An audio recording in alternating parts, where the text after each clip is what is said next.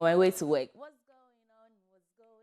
What's going on where you are? Good morning. Welcome to the AM show. My name is Sweetie Abochi, and this morning I'm particularly excited. I'll tell you why in a bit. But on the show this morning, we'll start by serving you the AM news. I'll anchor that. And then we'll get into our news review segments where we discuss the stories captured in the various newspapers. And to do that, this morning, Dr. Ezekiel Obing from the NPP communications team and lawyer Hassan Ayariga, deputy national organizer, youth organizer for the NDC, will be joining us to review the newspapers. Haruna Mumbarak will then serve you AM Sports, and our big stories will come your way. Today, we have an exclusive interview with one of the few women who dared to challenge the status quo and become a presidential candidate for her political party. She's also an advocate for women's empowerment and currently the executive director of Mentoring Women Ghana. Bridget Jogbenuku is our guest this morning, and we'll have a discourse on a myriad of issues. You want to stay for that. Also, yesterday we saw that the All People's Congress Hassan Ayariga revealed his running mate, that is Reverend Dr. Samuel Mensah, and ahead of the elections 2024. And so he will join us this morning to discuss the choice and preparedness to wrestle power from the NPP and the NDC. He talks about breaking the duopoly. What are his plans? And, what does he say to critics who say that he may not be able to make any significant impact in this election? Join us with your comments. From now to 10 a.m., you can go through our social media platforms, Joy News on TV, and then later on in the show, when we open the phone lines, you can call us and have your say, because that's what we call that segment. I'm ready for you, so if you are, let's get into the news now.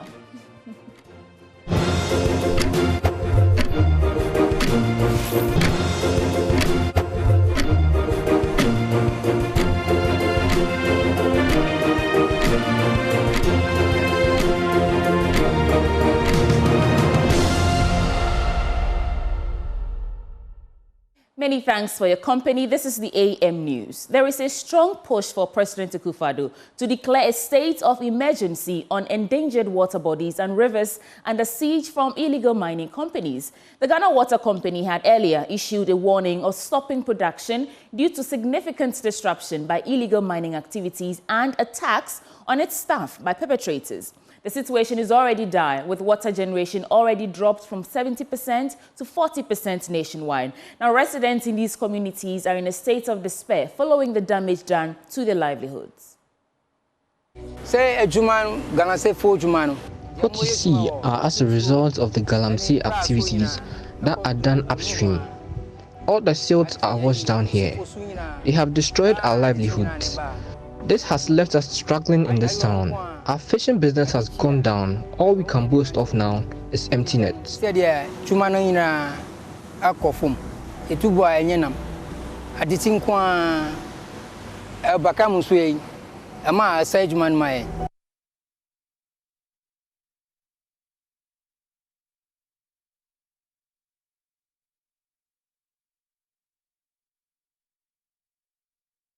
Apologies for that cut, but moving on, the Lands and Natural Resources Minister Samuel Abujinapo has served notice of a major crackdown on Galamsey hotspots following disruption in supply in the Ashanti and Central regions.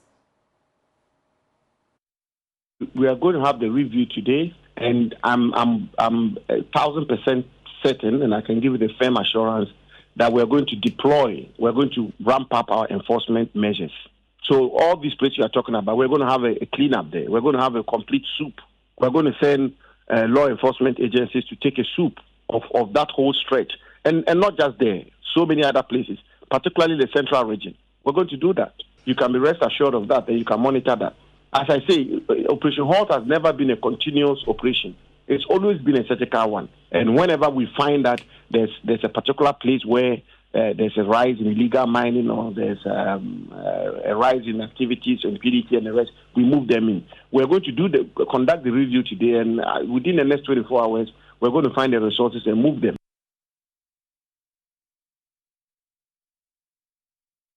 The Deputy Director at CSIR, Savannah Agricultural Research Institute, Dr. Issa Sugri, has asserted that farmers in the northern region do not have the capacity to go into dry season farming due to the unavailability of irrigation dams. He said the region has only one major irrigation dam, which is the Bolgatanga irrigation, and that single dam cannot do any meaningful crop production to ensure food security in the country. The objective of the capacity building is to equip the farmers in the region with the requisite knowledge on maize, rice, soya beans, and vegetable production via innovative platforms. Speaking in an interview during the training, the Deputy Director at the CSIR Savannah Agricultural Research Institute, Dr. Issa Sugri, said most farmers farm as early as June, reason they are severely impacted by the dry spell. Farmers actually got best seeds all right, but most of them went into produce as early as June. And for most crops such as maize, you're better off in northern Ghana if you are a commercial farmer producing from 20th June thereabout. Do we have access to irrigation facilities such that just after the rainy season is over, from December, northern region, we could go straight into dry season production. But unfortunately, we do not have capacity to go into dry season production. We only have one major irrigation dam in northern Ghana, which is the Buntanga irrigation, and it cannot do serious crop production for food security for the region.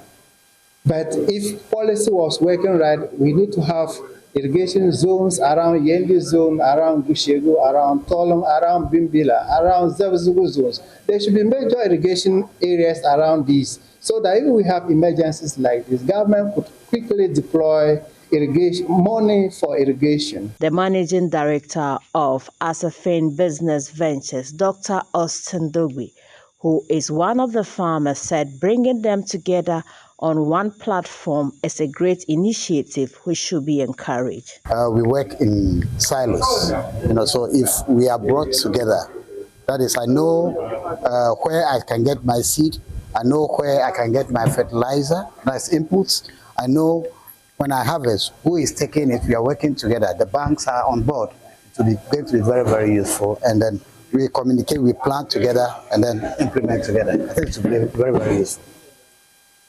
Anything that you want to ask?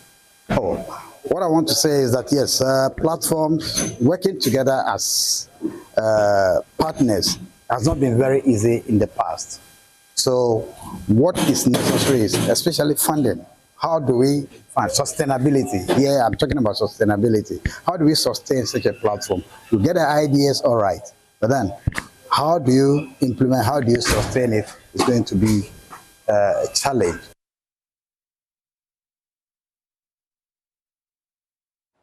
Ministers of Education and researchers in the education sector are calling for a shift in the education delivery on the African continent. The High Stakeholder Conference in Cape Coast on inclusive and equitable quality lifelong learning opportunities has emphasized the immense potential and opportunities that lie ahead, stating that education is the most powerful tool to transform the people of Africa. Speaking at the conference, Deputy Minister of Education, John Intimfojo, emphasized the commitment of government to ensure a critical mass of people is produced. There's more in this report.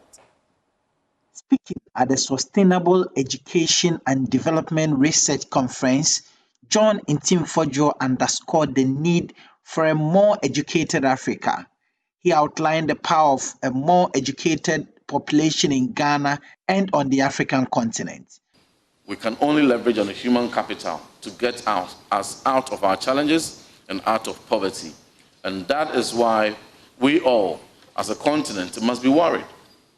When we hear that Africa, by 2030, will be the continent whose young people will form 42% of the global youthful population, we must be concerned that what preparation and what education are we putting in place to ensure that they become 42% of the critical mass of the youth in the whole world globally, who would contribute to 42% of innovations, 42% of the jobs that ought to be created, and 42% of the inventions that we must see.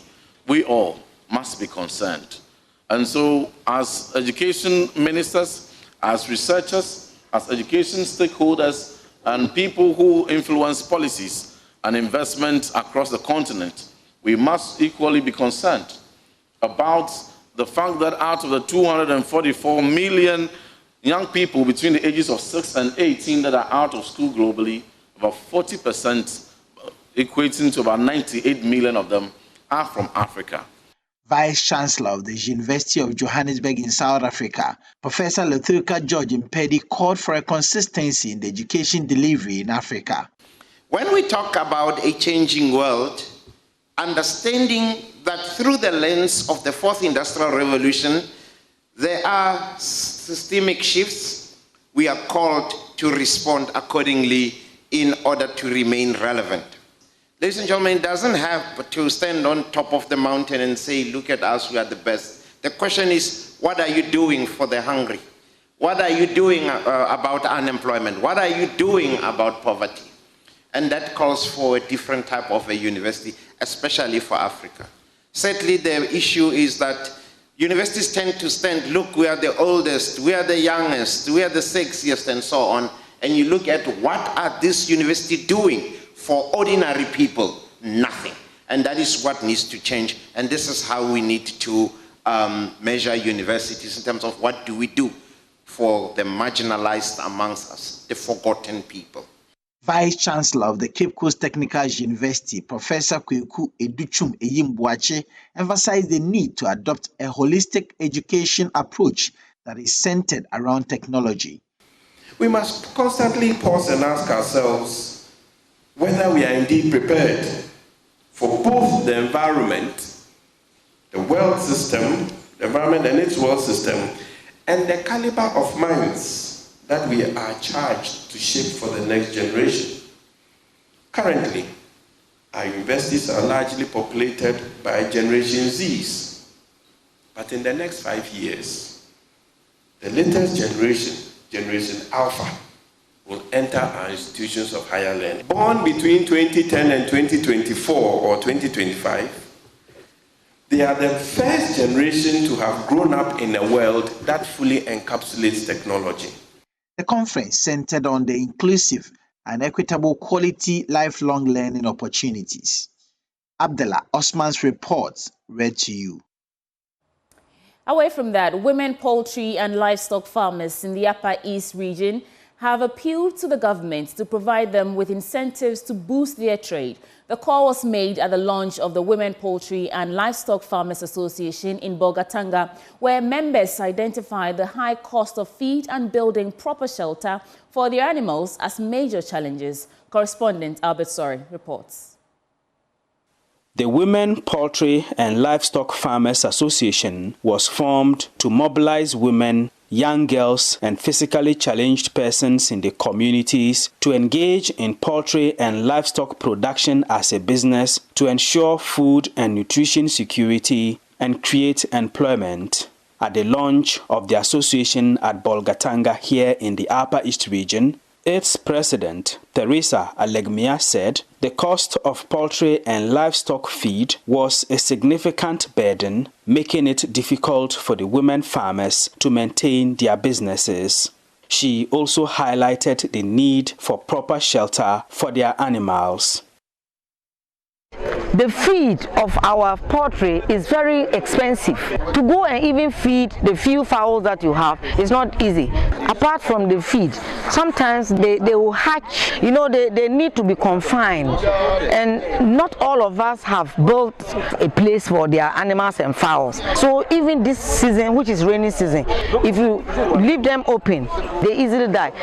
Myself, I even made this in the guinea fowls. One heavy rain came and cleared all those small, well, because they came out. A visit by Joy News to the farm of one of the members of the Women Poultry and Livestock Farmers Association revealed impressive effort and progress. But the owner, Edna Atibila, said the challenges she has faced have made it difficult to achieve the kind of success she desires. When it comes to the success, there's nothing yet. Because I remember my first birth, because I was new in it, are requested for layers. When they are small, you can't be able to tell whether they are cocks or hens. So when I ordered and they brought them about 100 birds, they were all cocks. So I had to sell them because they were not laying, they were not giving me eggs. I took them to the market and they were buying it as low as 50 Ghana cedis. Meanwhile, they feed alone that I spent the money on. I didn't even break an even. It wasn't good at all. The women poultry and livestock farmers are calling on the government for support. We will want the government to support women, especially they will give us in subsidized way, in giving us even the fowls, the smaller ones, if they can support us, because some of them do not have. To afford to buy the chicks self, it is not easy. Upper East Regional Director of the Ministry of Food and Agriculture, Alhaji Zakaria Fuseni, assured the women poultry and livestock farmers of his support. SADEP is into animal production, which includes poultry. So I'm in constant touch with the coordinator, the national coordinator for Wopola to benefit. If you look at our annual work plan and budget, we have made provision for such groups. For now, the Women Poultry and Livestock Farmers Association will have to rely on each other and their personal hard work to succeed as they hope to expand their membership nationwide. For Joy News, Albert Sori, Bolgatanga. The push to promote Africa as a top tourist destination is gaining momentum as experts and industry players convene in Botswana for the 2024 7th Africa Tourism Leadership Forum. The event has attracted renowned global experts, ministers, CEOs, and other key stakeholders in the tourism sector, all focused on strategies to help African countries, including Ghana, fully capitalize on the ongoing tourism boom. Maxwell Agbagba has more in this report. Hundreds of people from the tourism industry all across Africa have gathered here in the capital of Botswana, Gaborone, to take part in the African Leadership Tourism Forum, all with one common aim and objective: to promote the Destination Africa agenda. The Africa Tourism Leadership Forum, ALTF, is the only Pan-African dialogue platform that brings together key public and private sector leaders and other stakeholders from across Africa and the rest of the world's travel, tourism, hospitality and aviation sectors to share insights, devise strategies for intra-Africa and tourism growth and network while enhancing the brand equity of Destination Africa.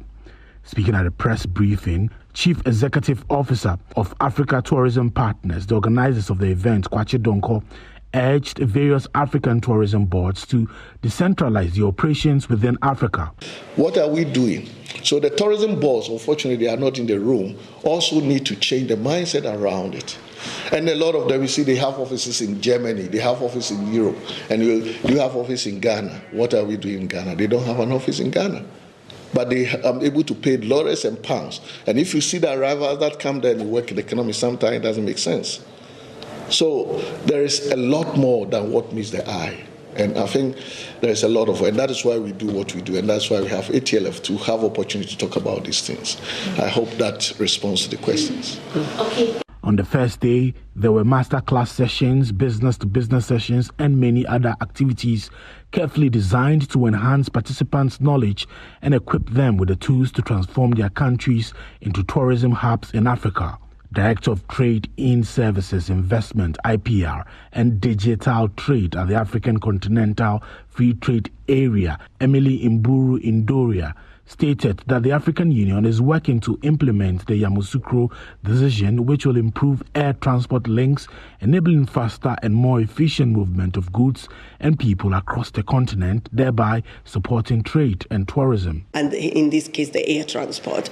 And here, the AU, the African Union, actually does have a program to have the single African air transport market. And under that program, there is actually a secretariat that is working towards ensuring that we implement what we call the Yamoussoukro Agreement, where countries have agreed to liberalize even their traffic rights in such a way that you can actually be able to have more transport or more connectivities and picking within countries. And an example can be the way to the Kenya Airways to West Africa. There is a flight that goes through Ghana, so they can pick passengers in Accra and then take the passengers to Monrovia or to Dakar in Senegal, and then pick other passengers there, drop them in Accra on the way back to Nairobi. So those are just the different agreements that are covered in terms of ensuring that we allow for more traffic movement in the continent. In December, people from the diaspora and other parts of the world flock to Ghana to experience the festivities, celebrations, and cultural events that bring the country to life. The Beyond the Return initiative, particularly Dirty December, has prominently placed Ghana on the African destination map. As Ghana prepares for the December elections, some may wonder how the celebrations will unfold. Deputy Tourism Minister Marco Krikumante is urging political parties to avoid statements that could heighten the country's political tensions and potentially discourage visitors. He made these remarks on the sidelines of the event. Yes, in the next few months we are going for elections, which will somehow fuse itself with what people will come in for in December. It is up to us as a country not to create tension, not to say things that put people off, not to create an environment that comes across as toxic, so that it does not affect people who want to visit. And so it is up to us as a people how we decide to go around it. We are known for peaceful elections over the years. I'm not thinking that this will be exceptional. We are going to do what we know how to do best in December. We are peaceful people. We hand over beautifully. We believe in democracy, and we're going to do it again. And so if we the leaders, Vice President Dr. Mahmoud Bawumia, John, the ex-president John Dramani Mahama, they decide, and the other people who are also coming on board. I'm mentioning these two because we know the competition is between the two. And so if they decide to call for peace, they decide to go decorum with the whole thing that we're going to do, I'm sure that the one who is coming to party in December, he doesn't really care who the president is. His interest or her interest will be a peaceful Ghana that you can have your fun in December as usual. On that note, let's go for our business update. In our first business story, senior finance lecturer at the Department of Economics at the University of Ghana, Dr. Priscilla Chubesi-Bafo, is cautioning against the over-dependence on imports to stabilize the exchange rate. According to her, there must be the deliberate effort to invest more into production to limit the importation of some goods into the country. Her comment follows a report which shows that business confidence in the banking sector dipped due to the rapid exchange rate depreciation. The sustenance of the exchange rate, I will say that it means we need to limit the extent to which we are dependent on imports. And so, for example, are there conversations, are there attempts for us to, for instance, produce a lot of the things that are not very important yet imported into the country? We know that, yes, some classes of imports, there's nothing we can do because we do not have the expertise, such as, medicines, other highly technology-driven goods and services that we are not at the forefront to be able to produce locally.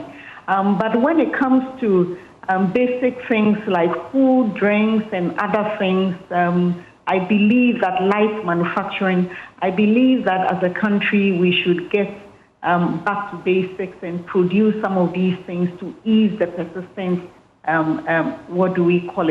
pressure on the cedi. And even when it comes to the local production, you ask ourselves, the firms that are losing confidence in the current, in the environment because of the currency, how integrated are they locally? A lot of them, they do not even get their raw materials in the country. So it means that they are also supplying the currency for the dollar, and that also puts pressure. So indeed, I think that we are really getting to a point where we need to get back to basics and tackle the core issues to solve the problem. Now, the Bank of Ghana has revealed that it will stay on the path of tight monetary policy to help sustain the cedi recovery. The central bank also expects government to be focused on fiscal consolidation going into the election period. There's more in this report. The revelation could mean that the Bank of Ghana will still go ahead with measures that will help maintain tight liquidity on the market. This could result in some policy rate hikes in the coming months to help control the amount of money in circulation. The Bank of Ghana believes that this move may go a long way to ensure we don't have too much cedis in circulation that could fuel dollar purchases, as some individuals may take steps to hedge against inflation. The central bank also believes that this approach of the tight monetary policy will help in bringing down inflation rate on the market, which has been on the downward path in recent times. The Bank of Ghana is also looking forward to government pressing ahead with policy measures to control its expenditure and raise the required revenue that will also help in dealing with confidence issues about the economy. The Bank of Ghana is also signaling that it is committed to improve dollar support for the market through its auction programs. It believes these measures should help sustain the recent gains made by the Ghana cedi.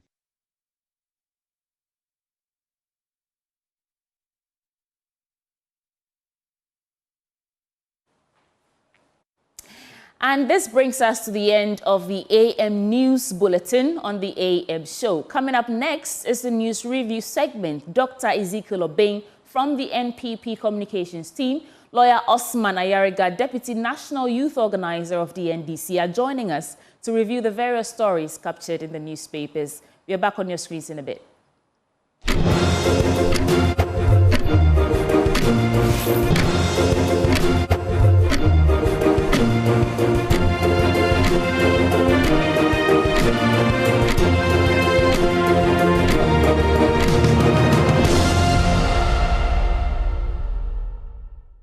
Many thanks for your company. This is the News Review segment on the AM Show. My name is Sweetie Abochi, and my guest in the studio with me this morning is Dr. Ezekiel Obeng from the NPP Communications team. Doc, good morning. It's good to have you in the studio again to review some news stories. Good to be here too. Right.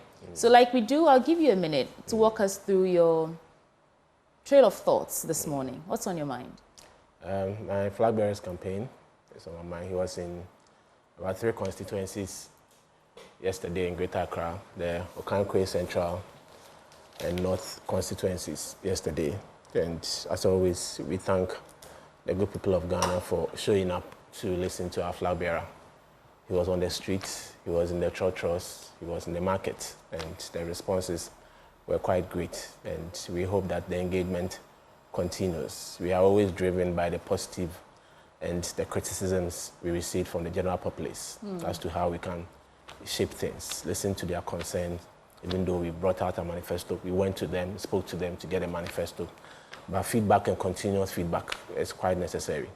So we thank the people of Ghana. Today he's at Tema, the 3 Tema constituencies to engage their constituents. And we pray and hope for a smooth day on the campaign trail.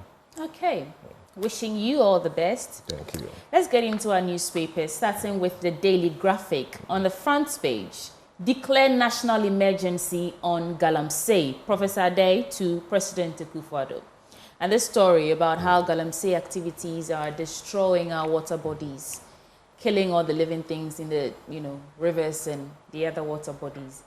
And now Ghana Water Company Limited cannot even supply water to our homes. It's devastating, to say the least.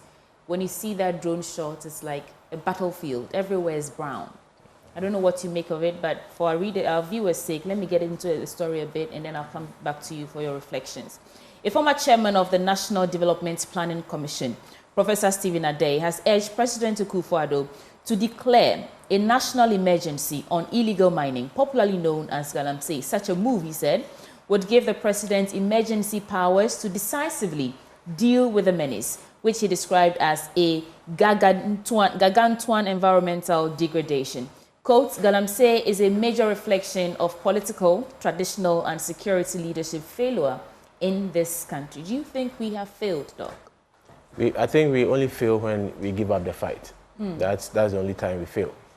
If you try something and you are unsuccessful, you don't back out. That's what we are, unsuccessful. I'm just saying that when in your daily endeavors, if you try or you put your mind to something and you completely do not get the whole outcome you're looking for, it doesn't mean you failed. It only means that you need to revise your notes to prosecute the agenda once more. So we only fail when advocates like Prof. Adai ceases to speak. We only fail when the media stops to give some highlights on the issue. We only fail when active players in the political field stop to give ideas as to how things can be refined to make things better. We only fail when community and members fail to stand up to demand accountability and put their opinion, before everyone for us to judge or to see how best we can. Opinion leaders, chiefs and people or the various communities affected. We only fail when we stop the advocacy. I like that. So we only fail when we stop the advocacy. So we should... And also, I get the concept of failing forward. Like, if you're unsuccessful, there's that... is it a kindergarten rhyme? Try again. It's a lesson you must learn. Try again. But hold on a second. And if at first you do not succeed, try again, right? And then you should persevere in something like that. So, yes, we only fail if we stop the advocacy, if we stop speaking up. Yes. But if we've got to the point where we are unable to supply water, supply is now at 40%, and fishermen are coming back with empty nets. And this is also on the back of the president a few years ago saying that he's putting his presidency on the line.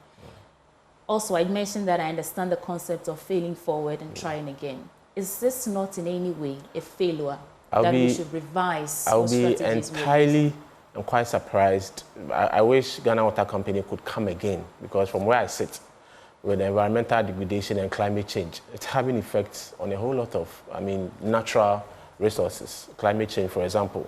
So if we need to discuss about water shortage, I believe we should go beyond the usual, apportion of blames to certain quarters. If we should stop Galam Issues today and climate change still lingers on, we are still going to have issues with our water. Unable to supply water they are because pushing, of climate They are change? pushing the entirety of the course on illegal mining. It could be part, but to say that our water is no more at the level where we expect because of illegal mining alone, I beg to differ. There was a documentary, let me put some facts to you. There was a documentary produced by Richard Kojonyako, my colleague here, and he visited where they process water in the attempt to purify. And there was a measuring some cube where they filled it with water from the river, which is the main source of water that is usually purified, and then they clean it up and pump it into our homes. And the turbidity level of that water will shock you. About 2/3 of the entire cup was filled with silt, right? And you could clearly see, I hope we can find that, you can clearly see that from the bottom to about 2/3 of the volume of the cup, it was just brown, silt, dirty stuff. And then it was only the 1 out of the 3 parts of the cup that was clean water. And they are not only saying that it is illegal mining without backing it with facts. They're saying that the turbidity level of water that is usually they would use at the source to process water has risen to 14,000 NTU.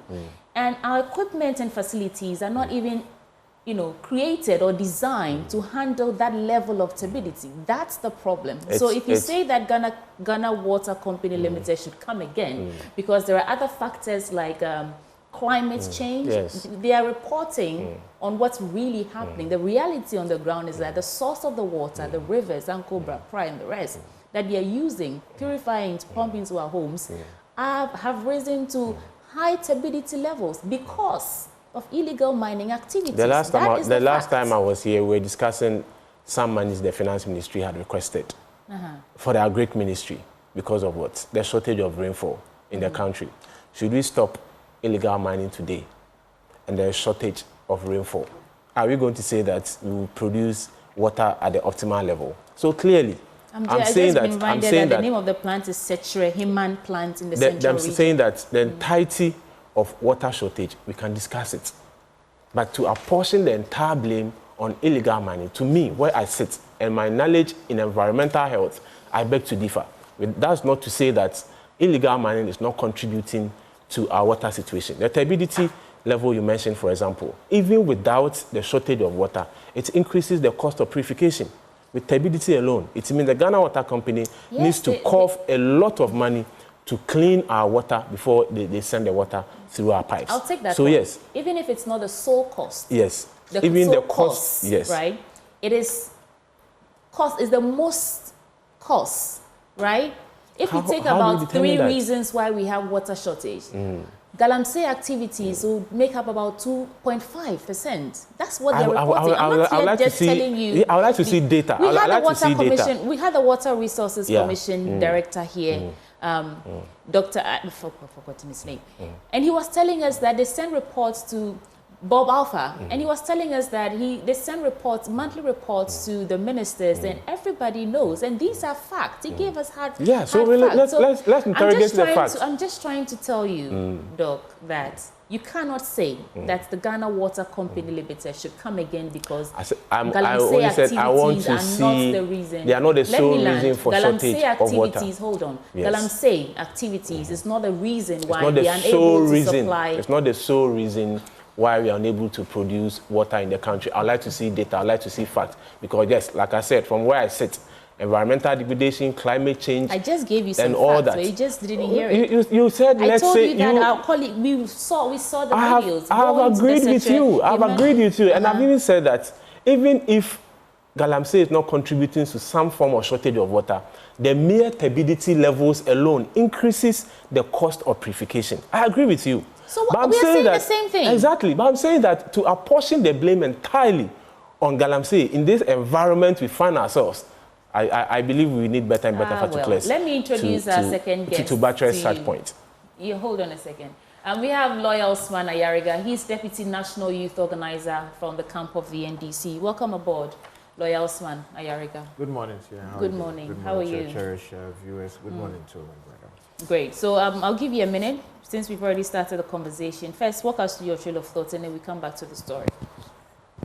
I just heard you speaking about Galamsey issues and what causes rainfall and the fact that Galamsey is not the sole reason why we have low rainfall. Why we have low rainfall this year. And first and foremost, I want to tackle the issue of Galamsey. And I think we have reached a level where the level of impunity, the rate at which people mine illegally, the full glare of the public, it's, I don't know the right word to use, but it's disappointing. You drive through the main road, the main highway between Lindador, where they call Bonsu Junction, before you get to Enyinem. And you realize that when you get to, I'm looking for the right name of that town, Osiam or something. Osino, yes, Osino. Just when you pass Osino, before the bridge, you see on your left and your right, just 10-20 meters away from the main road, you see huge excavators. You see people seriously mining, and you can see that the small Osino River is being polluted by most of these activities. And it's not as if they are hiding.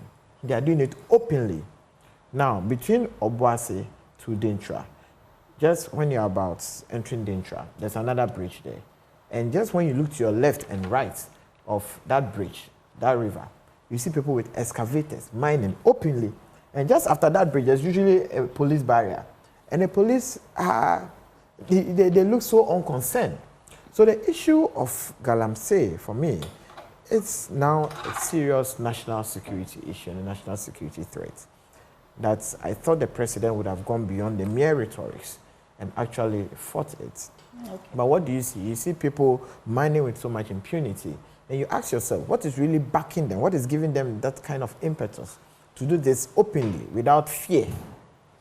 So Are they in being fact, backed since that's what's on your mind, let me just, bring you back to the conversation, and then you can land on your submission. So the story is that Professor Stephen Ade, is saying that President Akufo-Addo should declare a national state of emergency on Galamsey so that we can decisively deal with the menace head on.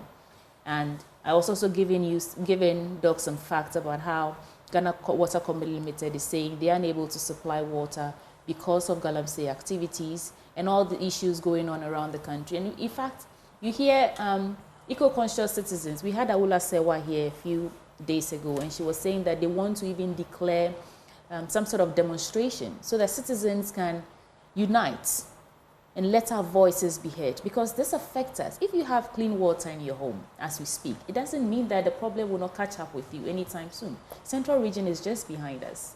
So that's the story, and I'll let you land on your thoughts and then we continue. Yes, I honestly don't think we need to declare a state of emergency. What we just need is a strong will and goodwill from the leadership of this country. What we expect is the president to walk the talk.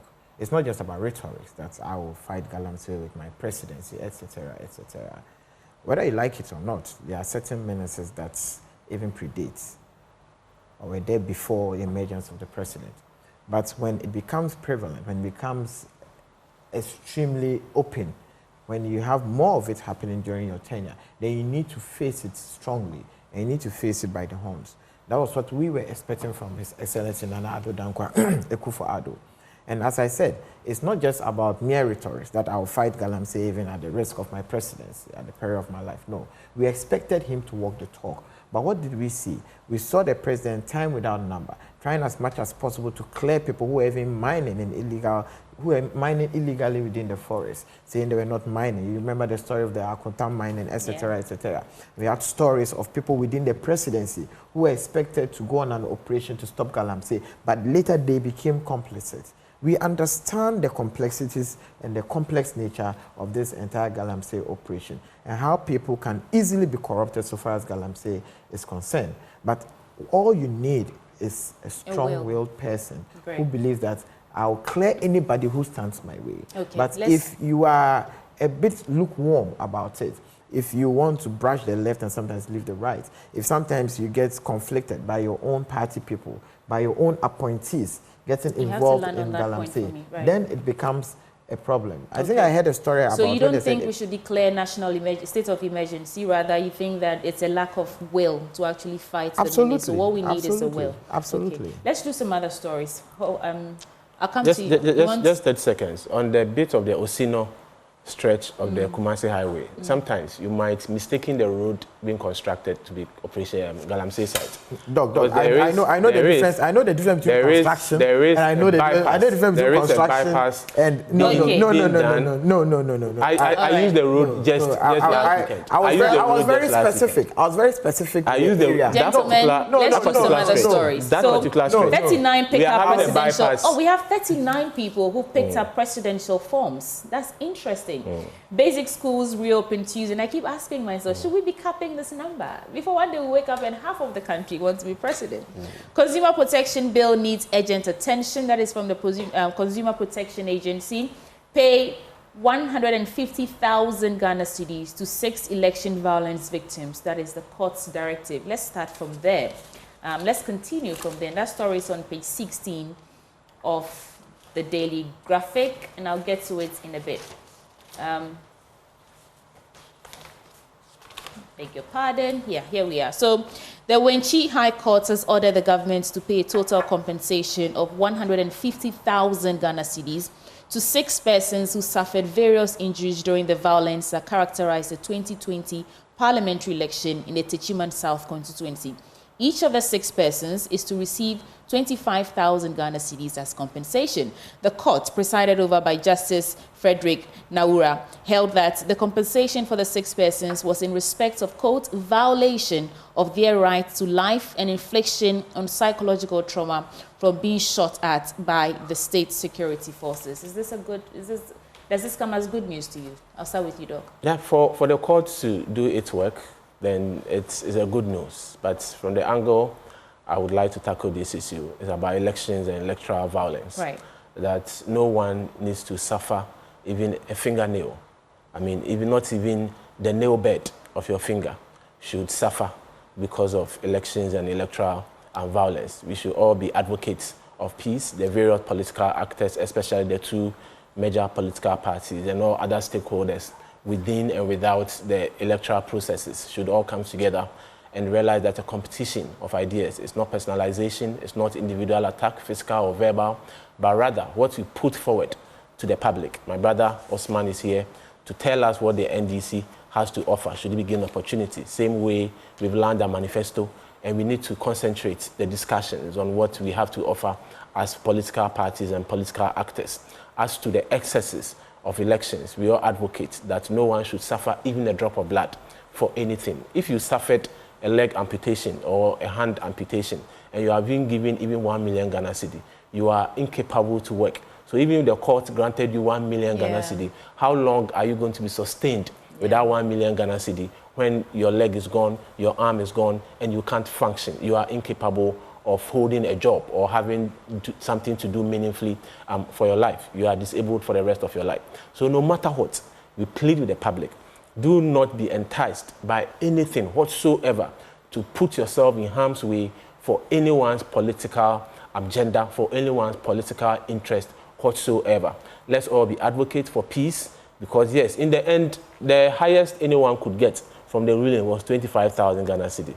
How much is 25,000 Ghana cedi if you lost an eye? What's the how value much, of that money in today's economy even? How much is the 25,000 Ghana cedi if you lost an eye or even lost a finger? Clearly, it can sustain you, but up to a certain point. It can't take care of you entirely. If you are the breadwinner for your family, you've not just disappointed yourself, but the masses that look up to you for sustenance and for their livelihood. So let's continue to be advocates of peace. Let's entreat political parties and political actors to preach message, to preach policies. Let's compare records of both parties, especially the leading political parties who have had the opportunity to rule the country, and let the good people of Ghana decide. Once again, no matter the enticement, please do not get on the street to foment violence or any shape or form just because of a political interest. Okay.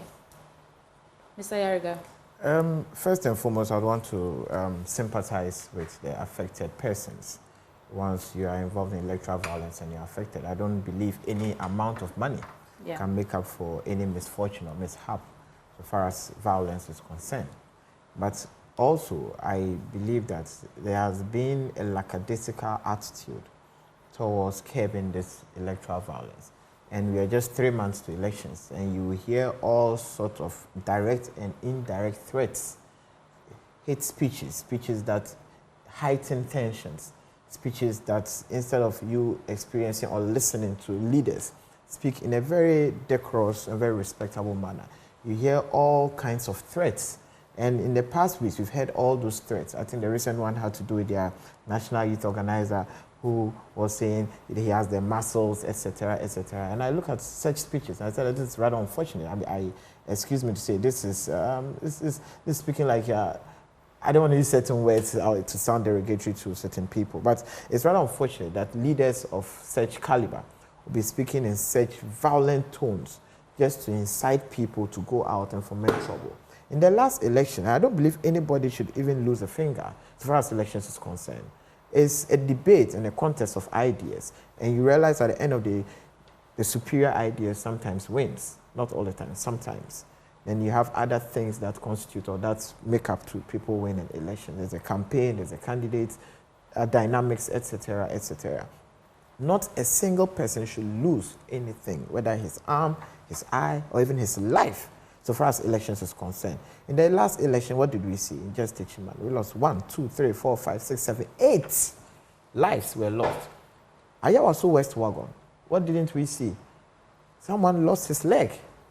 Okay. Then so you come all the way. We all condemn you come all the way to Ablekuma Central, yes, and you realize that we know election violence. Yes, so people from the camp of the NDC, out there. Yes. Hold on a second for me. What exactly do you think you are doing as a party to ensure that December 7th is as peaceful as this country can ever get? Also on the back that you've made these demands, we know that you're still waiting to hear from the Electoral Commission and all the stakeholders involved, those who you've sent out those demands to for the implementation of the recommendations from investigations in all those cases, Ayawa Westwogon included. But you are deputy youth organizer, and mostly when conflicts will erupt at polling stations, the youth are the center of it. How are you ensuring that your messaging is also devoid of instigating violence come December 7th? We have run a clean, pure, transparent, credible campaign. We have stuck to issues. We have campaigned based on issues. We have campaigned based on the track record of His Excellency John Dramani Mahama.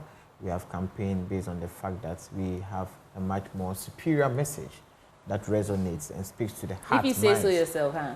No, it's that not. You have a superior it's a much more superior message. I think we can have a debate so far as message is concerned. We can have a debate so far as policies are concerned.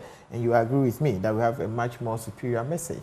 Anywhere you find any better message in the NPP's manifesto, it was copied from the NDC's manifesto.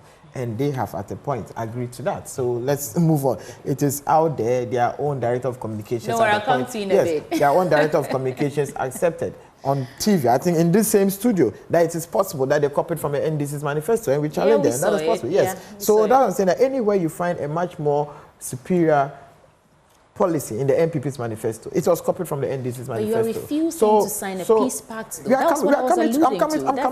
coming to that. So we have campaigned based on our message. We have campaigned based on policies. We have campaigned based on our track record. However, we do not understand why people lose their lives during an election process. And up to now, justice has not been meted to those families.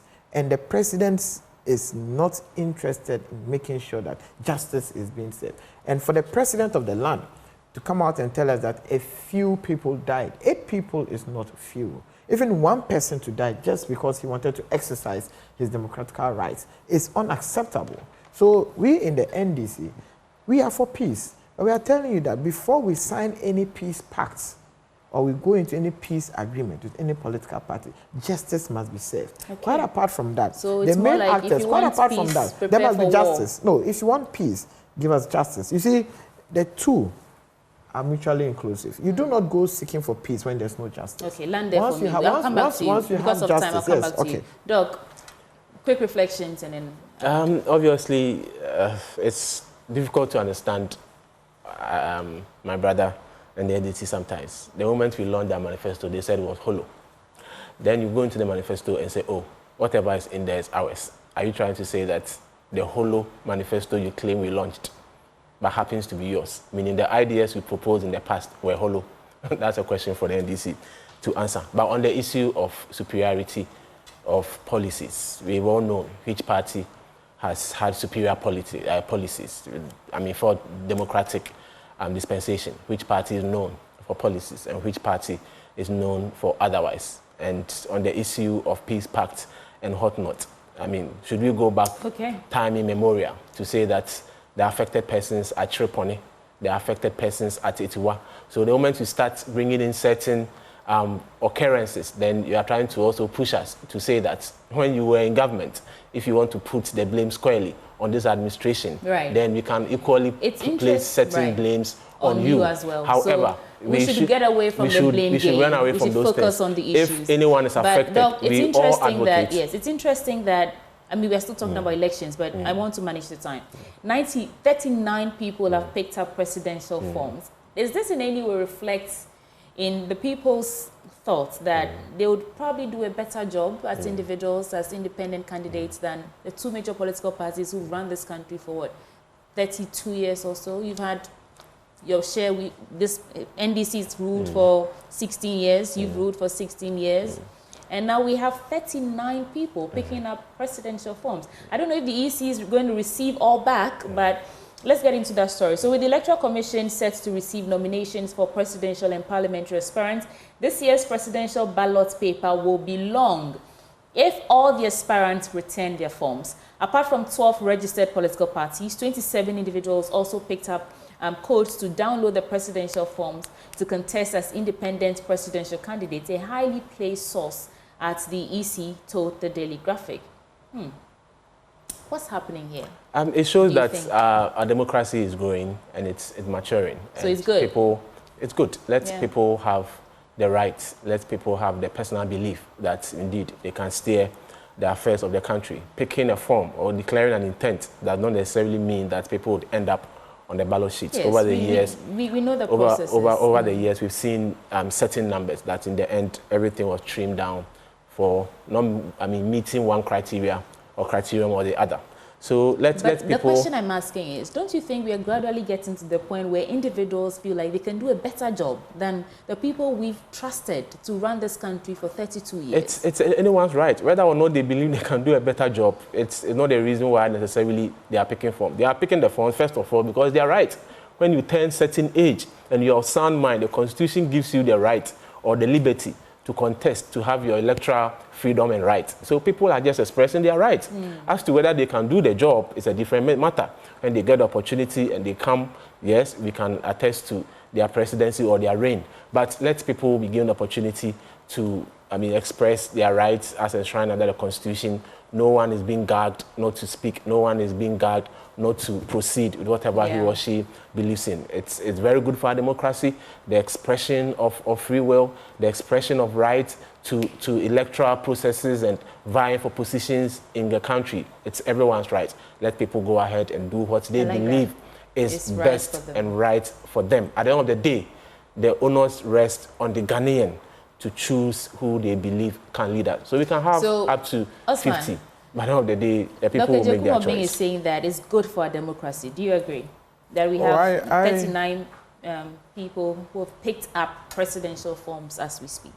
Why not? If individuals feel that they are capable and they have much more superior knowledge or ideas as to how to run this country, I encourage any number that wants to, contest for presidency, be it 100, 200. I don't think any number should be capped. And the Constitution, of course, makes room for anybody above a certain age who thinks or who is of sound mind and wants to contest for president.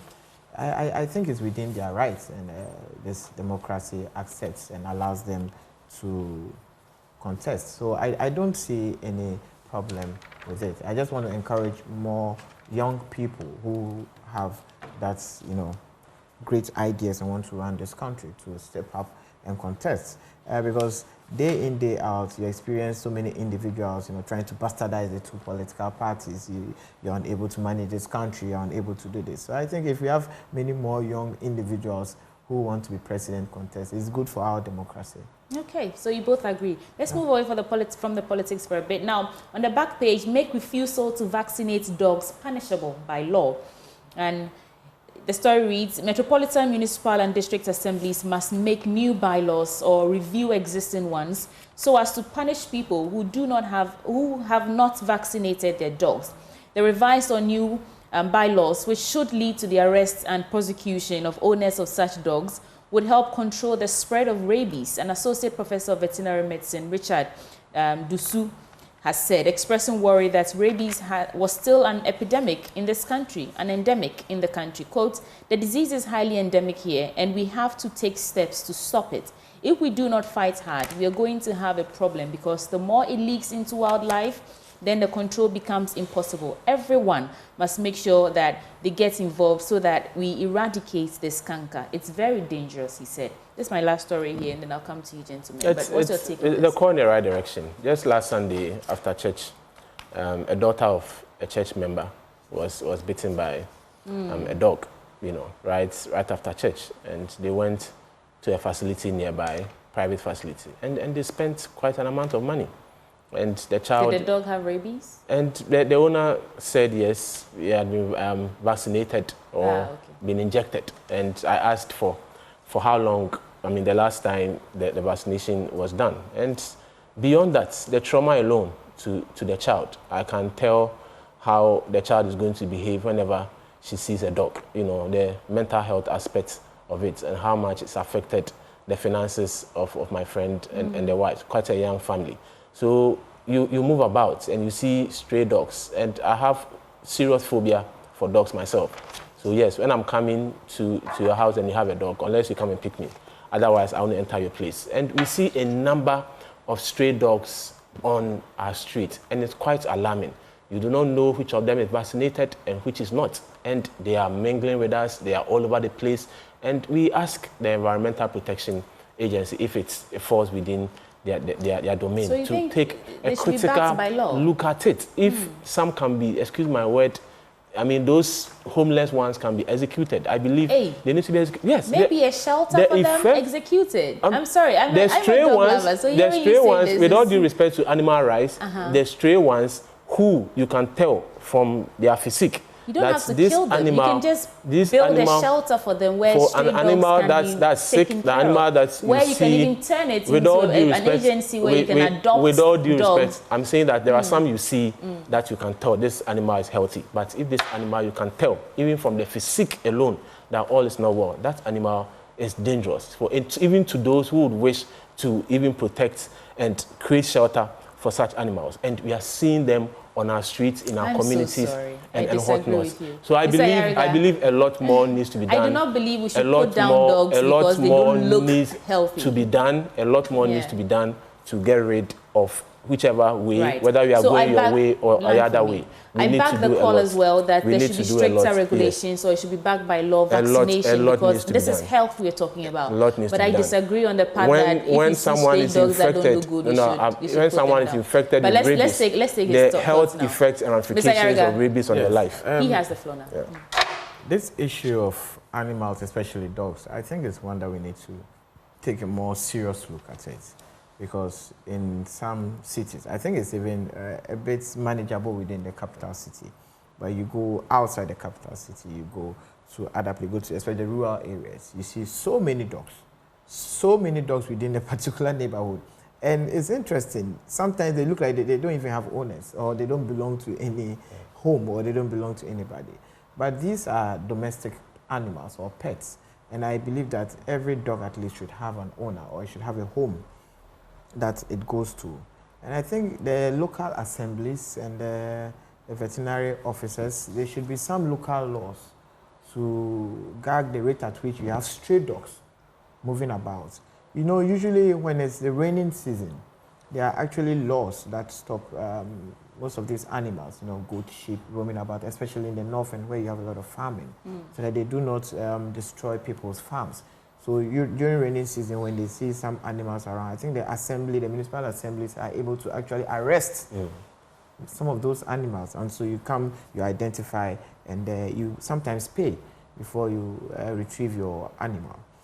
And I think this can be done for dogs, that every dog should have an owner. And if you're identified as being the owner of that dog or that animal, and you allow it to wander about, stray about, you should be charged at least a fine or something to pay, so that you know that you are responsible for that animal, and you must take good care of it. And you must make sure that that animal doesn't stray about trying to be a hazard or a danger to individuals. Okay. Because sometimes, as you said, sometimes you can see a dog can bite someone. You do not even know the history of that dog, whether it has ever been vaccinated, whether even the breed, the kind of dog it is, etc., etc. So I believe the issue of vaccination is a right call.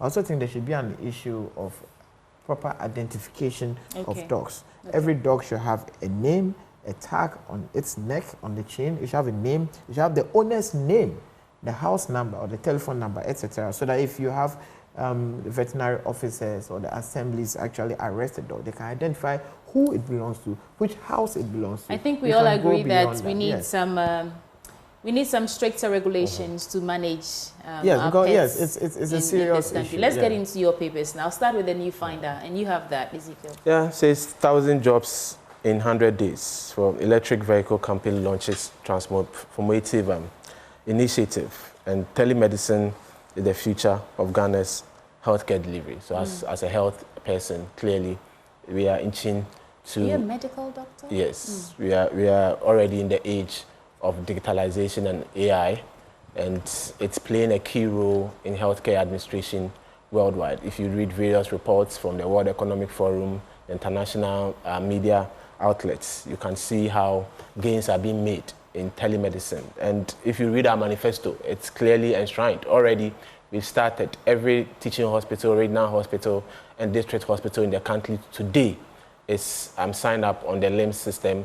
We've gone paperless. The next phase of our healthcare delivery is e-medicine or e-health or telemedicine. The sweetie comes to work, and if it's not an emergency where she needs to be in the hospital to be attended to by a doctor, you can call into a hospital, Kolebu Teaching Hospital, Radio Hospital, wherever, and speak to a doctor. Labs can be requested through video. You do the labs and you get back to the doctor, and then you come back to work. You don't lose working hours and all that. And the 1,000 jobs in 100 days for electric vehicles, of course, it's part of our promise to the people. And by the end of the year, we are going to see electric buses in this country.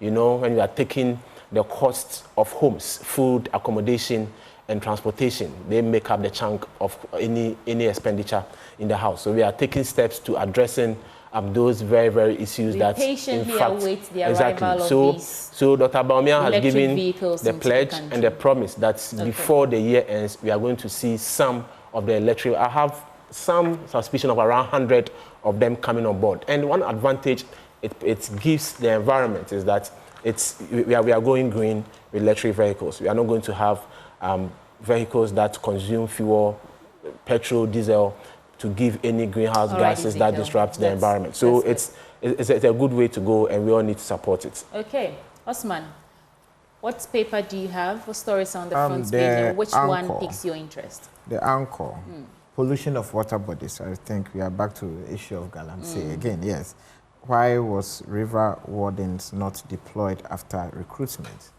Clearly, I think there was a training of river wardens, and there's an issue as to why they were not deployed even after they were recruited and trained. Then again, you come to the issue, as I stated earlier, it has to do with strong will.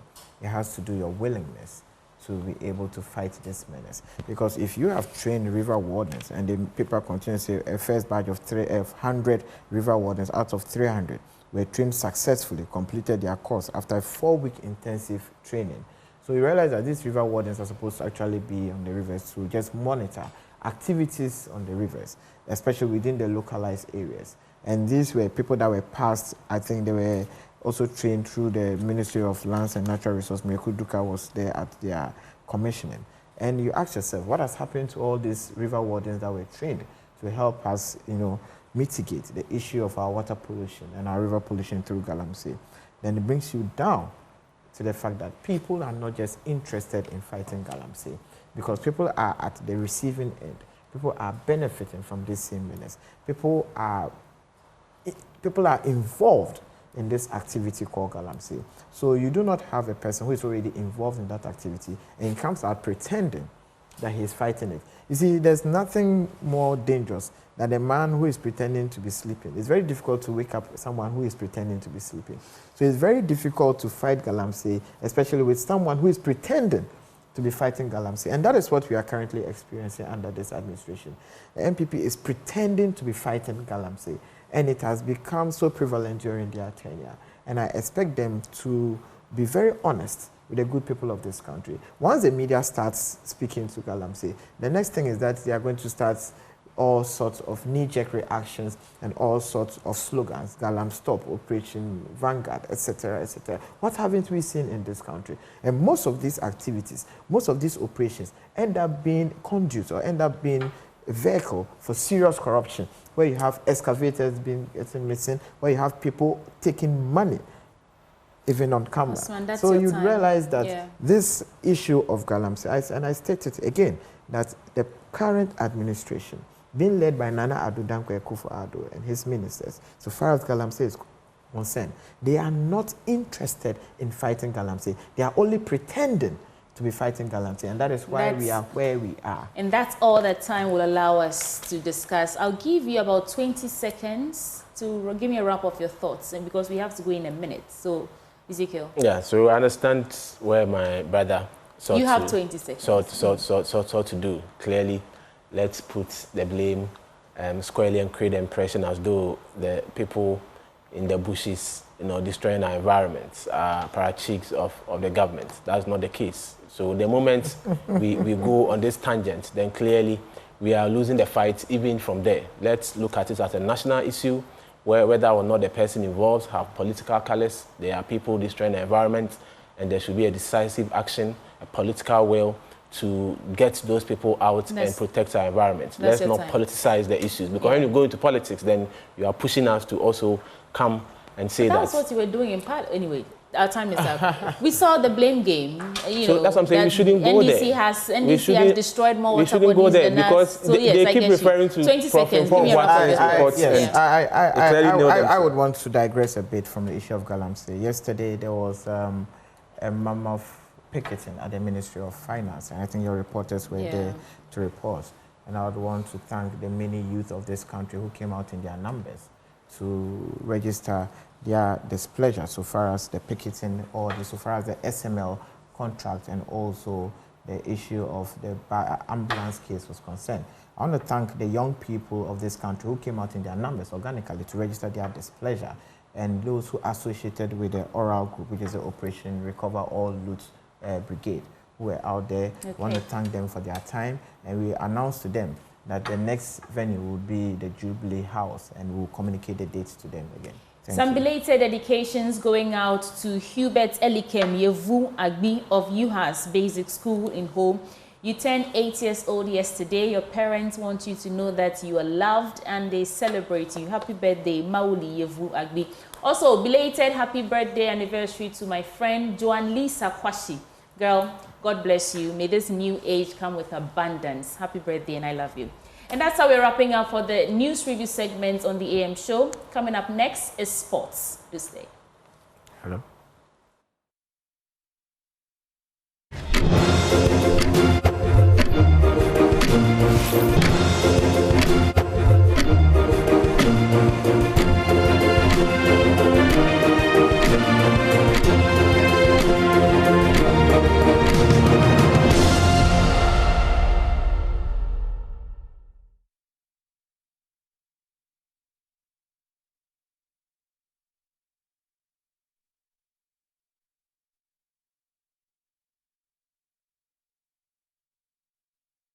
Welcome to the sports segment on the AM show. My name is Haruna Mubarak, and it's a big day for Ghana football as the Black Stars kick off their campaign for the 2025 Africa Cup of Nations. They face Angola later today at the Baba Yara Sports Stadium, aiming for a strong start in the qualifiers. Head coach Otuado, who led Ghana to back-to-back wins in the last international break, acknowledges the challenge Angola presents, but remains optimistic about securing a win. Yeah, like always, and I think I said it the last time, I personally think there are no more like cheap games in Africa. All the teams have picked up, and Angola really quite impressive what they did the recent years with the coach Gonzalez. Very good tacticians. They led the AFCON group by 7 points. Meanwhile, Algeria and Burkina Faso was also in their group. They won the COSAFA Cup. I think in AFCON went to the group stage and they won their first group stage match ever, I think. So successful years with this coach, and it's going to be very tough. If you see their last results, also playing against Cameroon, a draw. They lost only by 1 goal to Nigeria, 1 goal to Morocco. Then you can see what quality this team have. They have players like, Zito playing Cagliari in Serie A. They have Dupe in the Portuguese league. They have a lot of players in the Portuguese league. Obviously with the connection from Angola. They have Freddy, they have Manuel Benson playing in the championship. They have Nteka playing in Rayo Vallecano in La Liga. They have Clinton Mata in Lyon, just for you to see what caliber this opponent is. So it won't be easy for us. We have got good players as well, very good players. So I'm convinced that we can beat them, but it won't be easy. And also we had some injuries. But I think the squad is ready. We have a lot of players who can match up. And surely on this way, I wish all the players which are injured, Kamaldeen, Gideon Mensah, Alexander Djiku, and the rest. So we have more which are injured. I wish them a speed recovery, and then we see how the season goes when they could come back. In Ghana's last encounter against Angola in Kumasi, a late strike from Antoine Semenyo sealed a win for the Black Stars. Now, Angola's head coach Pedro Goncalves claims his side has since improved and is determined to earn a positive result.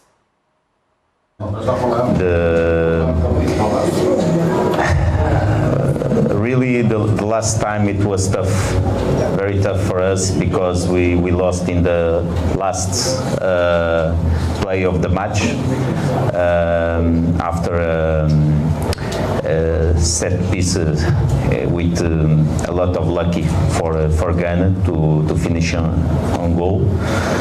But tomorrow is a different story, is a different moment. I think both national teams are better right now. We grow a lot. By the moment we feel we are confident about not only for the moment but for the future. So for tomorrow, for sure, will be a very tough matches. But we expect to be here, play good football. I don't know about the pitch. Well, we're gonna have the practice after that press conference. I think not only me, it's a care about the pitch, not only from me, but also for my opponent, Otuado. But, well, for sure, both teams have very good players with a good moment, so I feel will be a good promotion for African football tomorrow. Pedro Goncalves expressing confidence in his team, and rightly so, because Angola's performance has surged, having not tasted defeat in their last 8 matches. Well, there's more in this report. As they jostle in the box, and it's headed into the back of the net, and Mabululu has opened the scoring down and into the ground for his second goal. Angola have surged in recent years with their quarter-final finish at the 2023 AFCON and the COSAFA Cup victory serving as palpable testimonies. They have been in devastating form recently, winning 60% of their last 15 matches across all competitions. The performance is a stark contrast to their previous 15 games, where they managed a win rate of just 20%. This includes a strong showing at the Africa Cup of Nations, where they secured 3 victories and suffered only 1 loss. With 9 goals in 5 matches, averaging 1.8 goals per game, Angola emerged as one of the highest scoring teams, surpassing countries like Mali, DR Congo, Egypt, and Morocco. They score all manner of goals, including solo efforts and long-range strikes, but their biggest strength is in dead ball situations. Finding their way here. Header! Goal number 3. It's Vitinho carrying forward for his second. Angola will heavily rely on the lethal marksmanship of forward Mabululu, a force who has been nothing short of prolific for both club and country. With 41 goals in 83 games, including 16 goals last season for Al Ittihad, Mabululu claimed the 2023-24 Egyptian Premier League Golden Boot. He remains a potent striker, having found the back of the net 3 times at the AFCON in Ivory Coast. But the forward isn't the only possible tormentor. The ever-influential Gelson Dalla, Angola's talismanic attacking midfielder, who was pivotal in their quarter-final run at the last AFCON, continues to shine. Another charging run from Gelson Dalla, takes it wide, and it's a glorious, glorious run, finished off magnificently by Gelson Dalla, who has a second. Striker Depo is expected to play a pivotal role in the game as well, having emerged as the top scorer of the COSAFA Cup with 5 goals. While Angola's firepower is discernible, so too is their vulnerability in defense, a flaw Ghana could exploit. Despite winning their last 4 matches to clinch the COSAFA Cup, Angola's defense has shown cracks, conceding 4 goals. At the 2023 AFCON in Ivory Coast, their backline leaked 4 goals in 5 games. Broadening the scope to their last 15 matches, Angola conceded 10 goals and failed to keep a clean sheet against any team ranked in Africa's top 12. With such a generous defense, and considering that the Black Stars netted 6 goals in just 2 matches against Mali and Central African Republic, Otoado's charges will be licking their lips at the prospect of facing such a backline.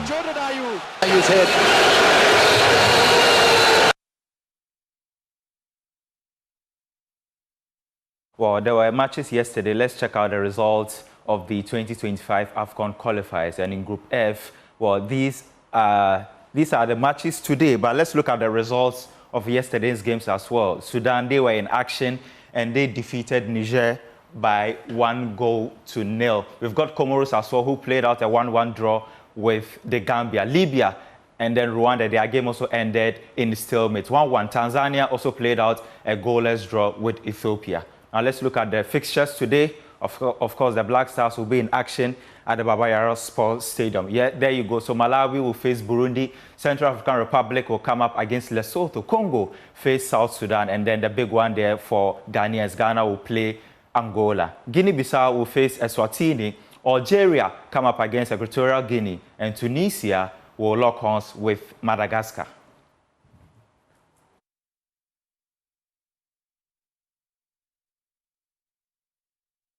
Away from the 2025 AFCON qualifiers to the Under-20 World Cup, where Ghana's Black Princesses face a daunting task of overcoming 2018 champions Japan. After the loss in their first game, the Princesses must now avoid defeat tonight to keep their tournament hopes alive. Head coach Yusuf Bazigi is well aware of the challenge ahead. Well, after our defeat, I think we've taken the pain to psych the players up, to put the game behind them and look forward for the next game. Many will see us as underdogs because the Japanese won massively. We see ourselves as serious contenders. However, we are going to approach the game as it is. Just like I said, they have put the first game behind them. Even if we had won, we would have still put it behind us and look forward to playing a very good game tomorrow.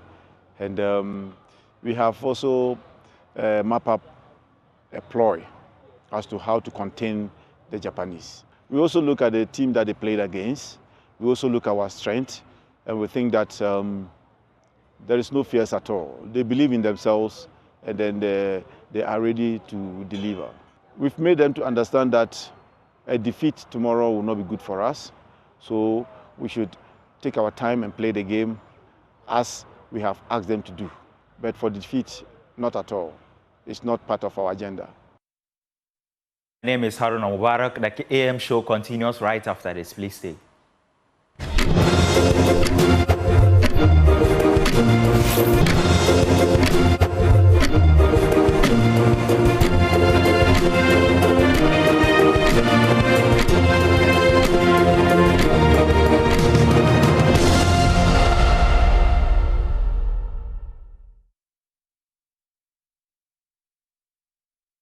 Hello, welcome back on the AM show, and let's talk about the Junior Speller. It's a new season. The Junior Speller is a nationwide spelling competition organized by Born Heroes Foundation. And thanks to the partnership they have with Joy Prime, the program now reaches every part of the country and beyond. Over 10,000 spellers will be competing in the 6th edition of the Junior Spellers competition. And this show does not only improve the vocabulary of these spellers, but also builds their confidence, which is pivotal for children to grow.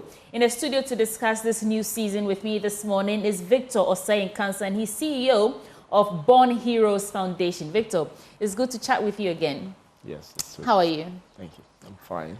Great. How did last season go? Give me a wrap of last season before we get into what to expect this time around. Yes, last season was really successful because we are in partnership with multimedia. Yeah. It helped us reach nationwide. And this year, because of last year's impact, this year we've been able to add up new regions. And last year we had about 3,000 children. This year we have more than 10,000 children participating in the contest. That's so a this big should, number. Yes. 10,000? Yes. Okay, so let's give our audience a bit of background. I know that Born Heroes Foundation is doing some great work, but specifically, what's the motivation behind this spellers competition? Yes, so our motive is to help children learn more words.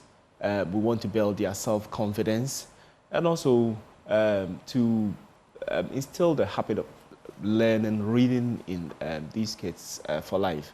So these are some of the reasons why we are doing this, so that we can have kids who are really smart, who wants to always improve themselves. Okay, so how has this competition evolved over the years?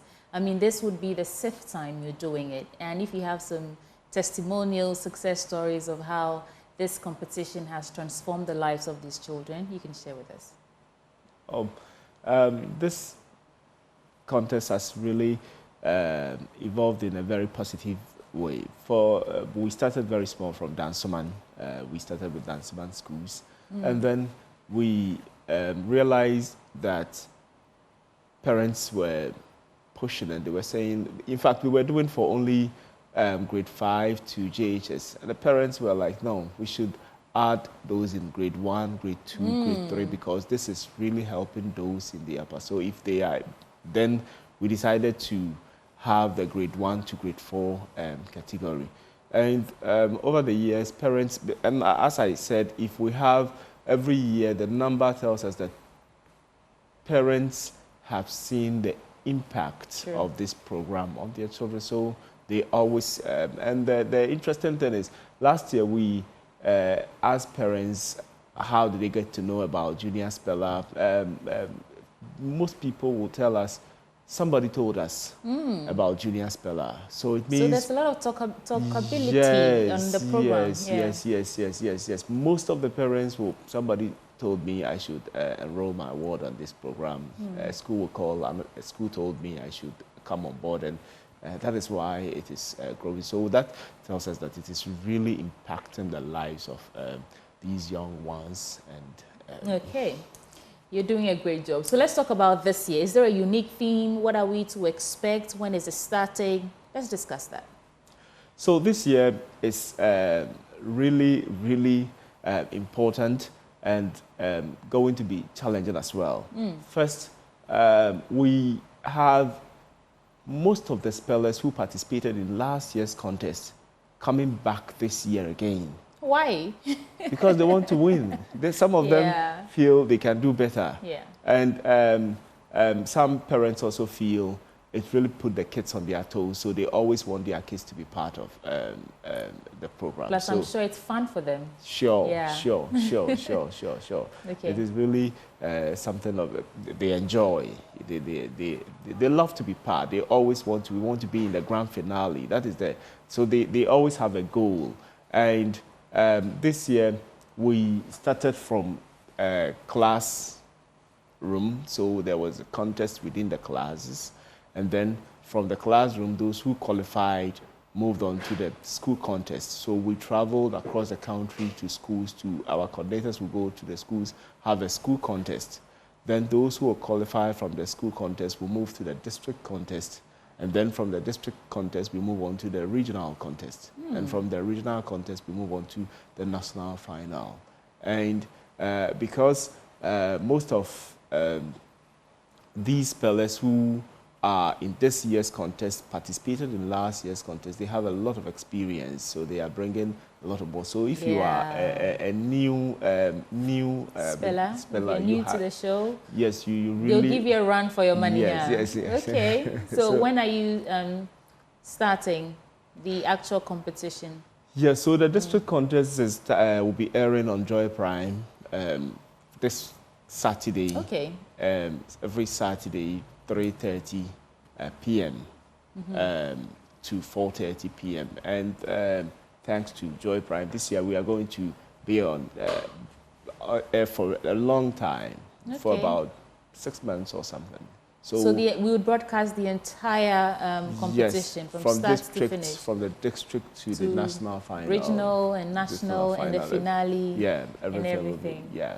Well, I mean, I know that you have some support coming in, but a competition like this, the organization of it is no small feat. What are some of the challenges that you've encountered along the way?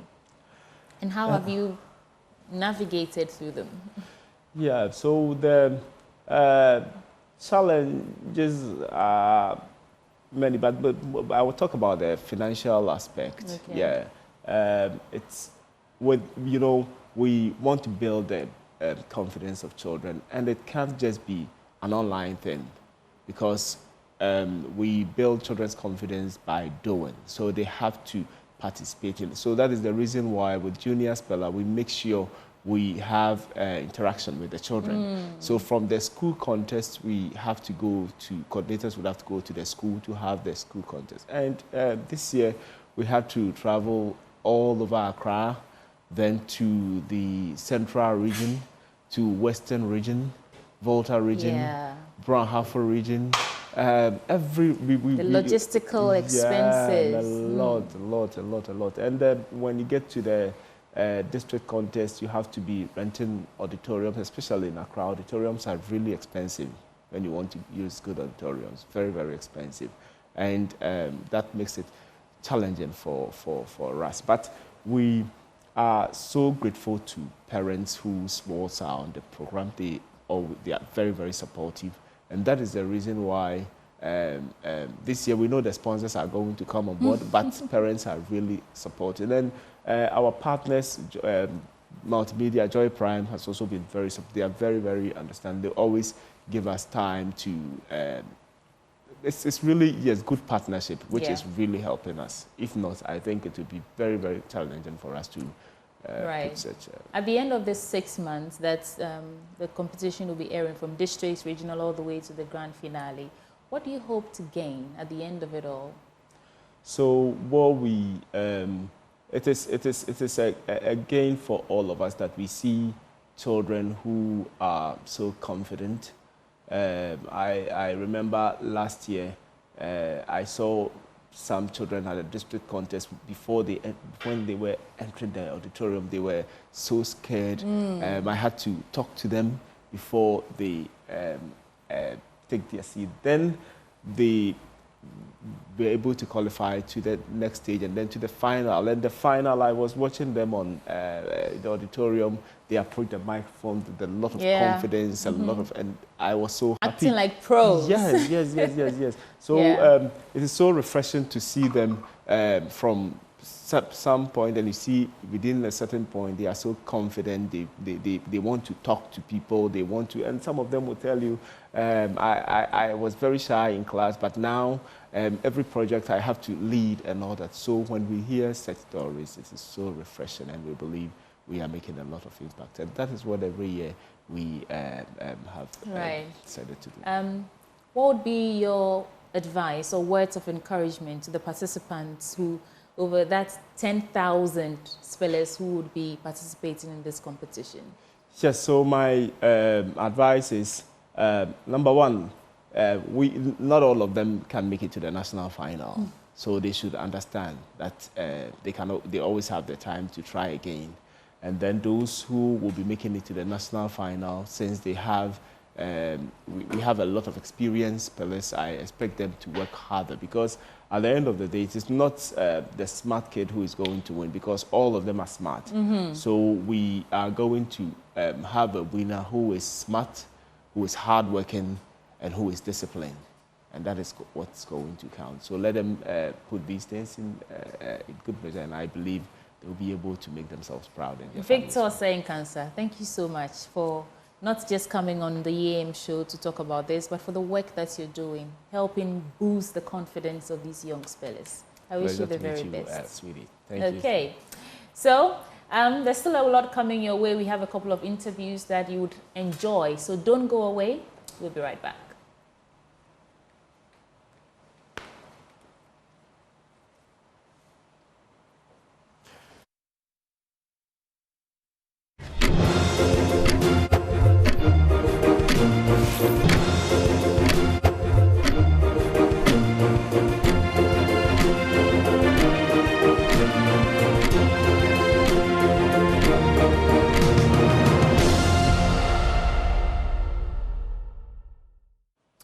Joy News and an amalgam of professional bodies is organizing a public speaking event on the theme Transformed Individuals, Transforming the World, a challenge for the religious community in Ghana.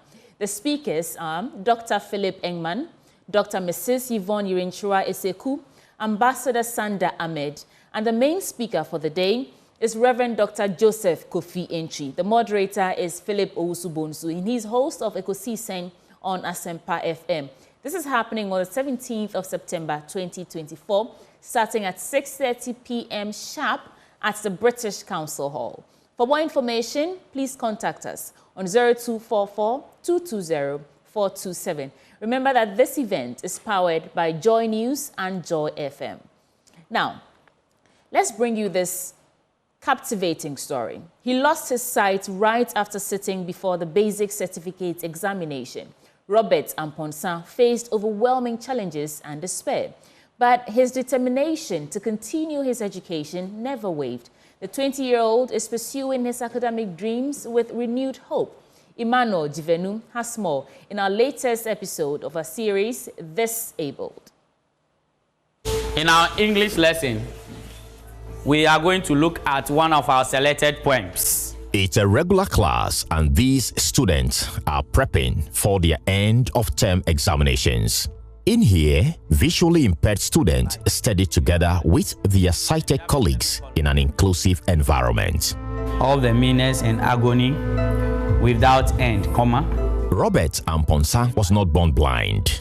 For 20 years, he has seen the beauty of the world and made a lot of memories with friends and family.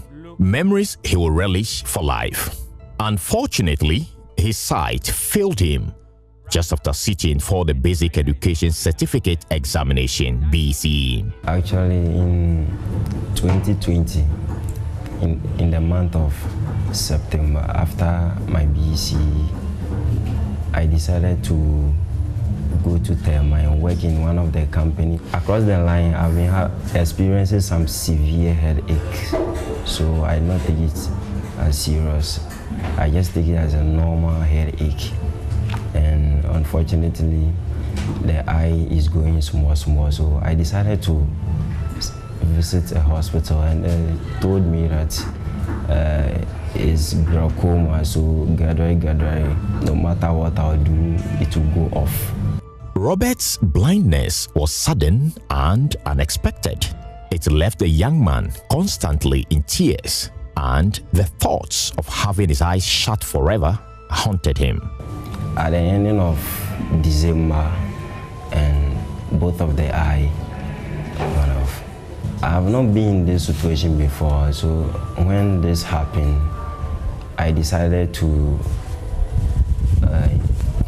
kill myself, but with the advice of my brothers and sisters, I did not do that. And it pains me a lot because I was not born with it, and across the line, it happens like this. Robert had high hopes of seeing himself through senior high school, but his current condition has put a heavy burden on him. After the BEC, during the school selection, I'm even confused. It's by God's grace, because the schools that I chose, I just chose it like that because after the BEC, I was tired and stressful, so the pressure on us to choose the school, and I just selected the schools like that. So Mikra, that the moment I have crampo, I mean, it's a wonderful, it's a miracle in my life. His blindness at first made him question the essence of life and why he would continue going to school.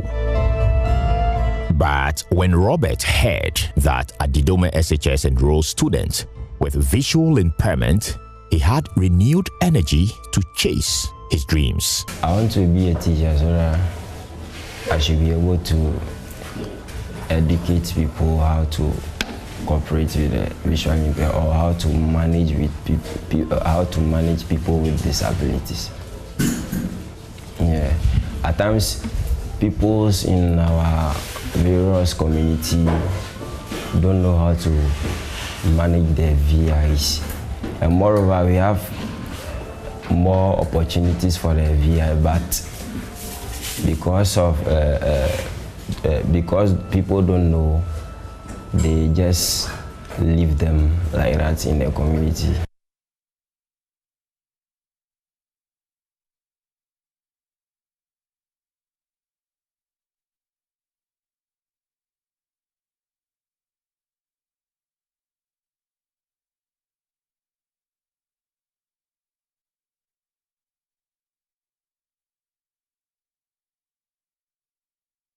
That was a very touching story of resilience. But let's go off the overpriced land, home ownership, and furnishing deals. You want to get the best deals for all your housing needs at one place.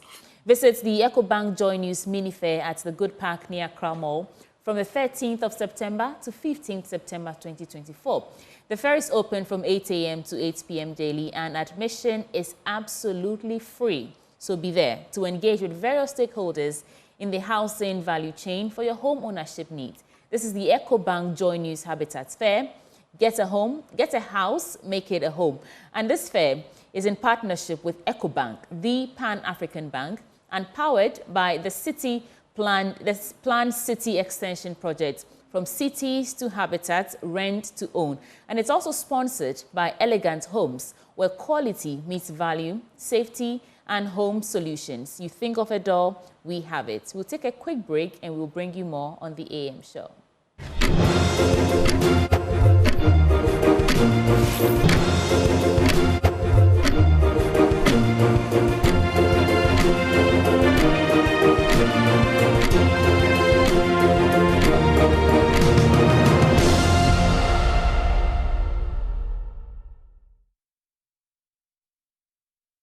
In overflowing wrath for a moment, I hid my face from you. Meet Isaiah Amada Awuku, a first-year student pursuing statistics, mathematics, and economics.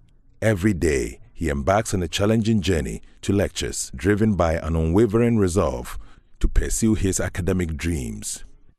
Despite the physical challenges he faces, Isaiah is determined to go higher. When I wake up in the morning, and since the sun has risen and I am alive, so I know that there is hope. For our Lord said, put it on your nail, and I will put it on your head for you. Sorry. For most students, the journey to class is a routine, but for Isaiah, every trip is a challenge.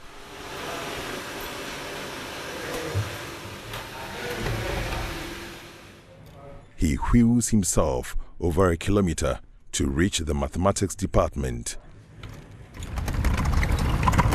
navigating the hilly terrain of the campus. I have to go up and down, so assuming there is no friend, then I have to do everything myself.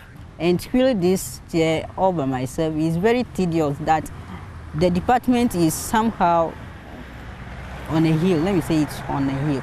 So I have to climb up all the way from Mensa Sabah to the department all by myself. Every week, Isaiah covers about 26 kilometers between his hall of residence and his lecture hall. A grueling journey, but one Isaiah takes without complaint. If you are not self-motivated, then you can't do anything with disability. At times I feel like, so what am I here for? I'm determined. I know for sure when I'm able to put in my possible best effort, then God will help me. Despite the difficulty of his daily commute, Isaiah's commitment to his studies never wavers.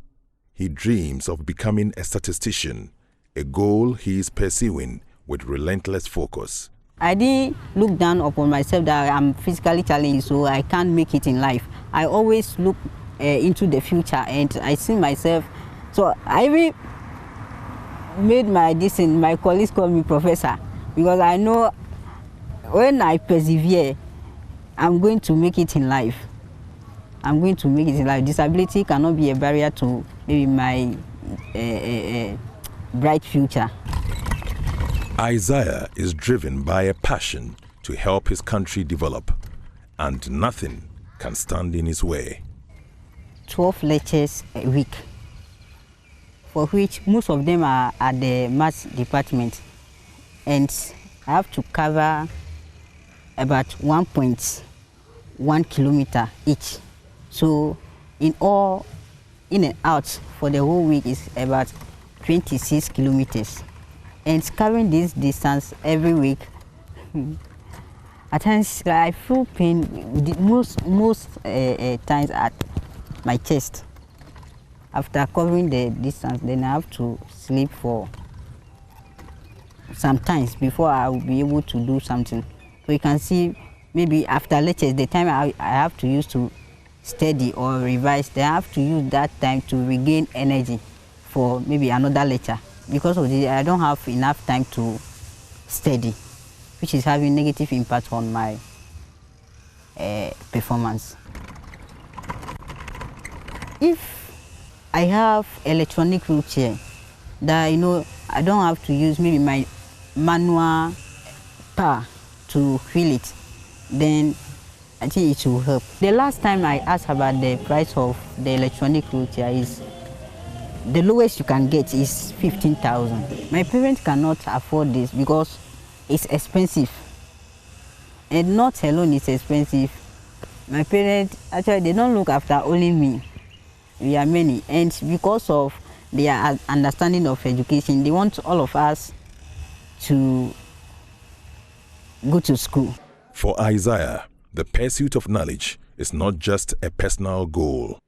It's a mission to rise above challenges and inspire others. Since basic school, my friends come to me to help them with mathematics questions, and anytime they come, you see, it's not that I'm going to teach them for teaching's sake. I'm also going to learn something new. In the future, I want to become a renowned statistician, that I can work with the government to, the Ghana Statistical Service. Not only for Ghana, but a professor in statistics, I can maybe do other things outside the country. But mostly, my passion is to help my country develop. Isaiah Amada Awuku's academic journey is a demonstration of resilience, faith, and an unshakable belief that no obstacle is too great to overcome. He's a living proof that disability is not a barrier, but a challenge to be met with grit and grace. Emmanuel Juvenus report for Joy News. Yes. Yo, what's up?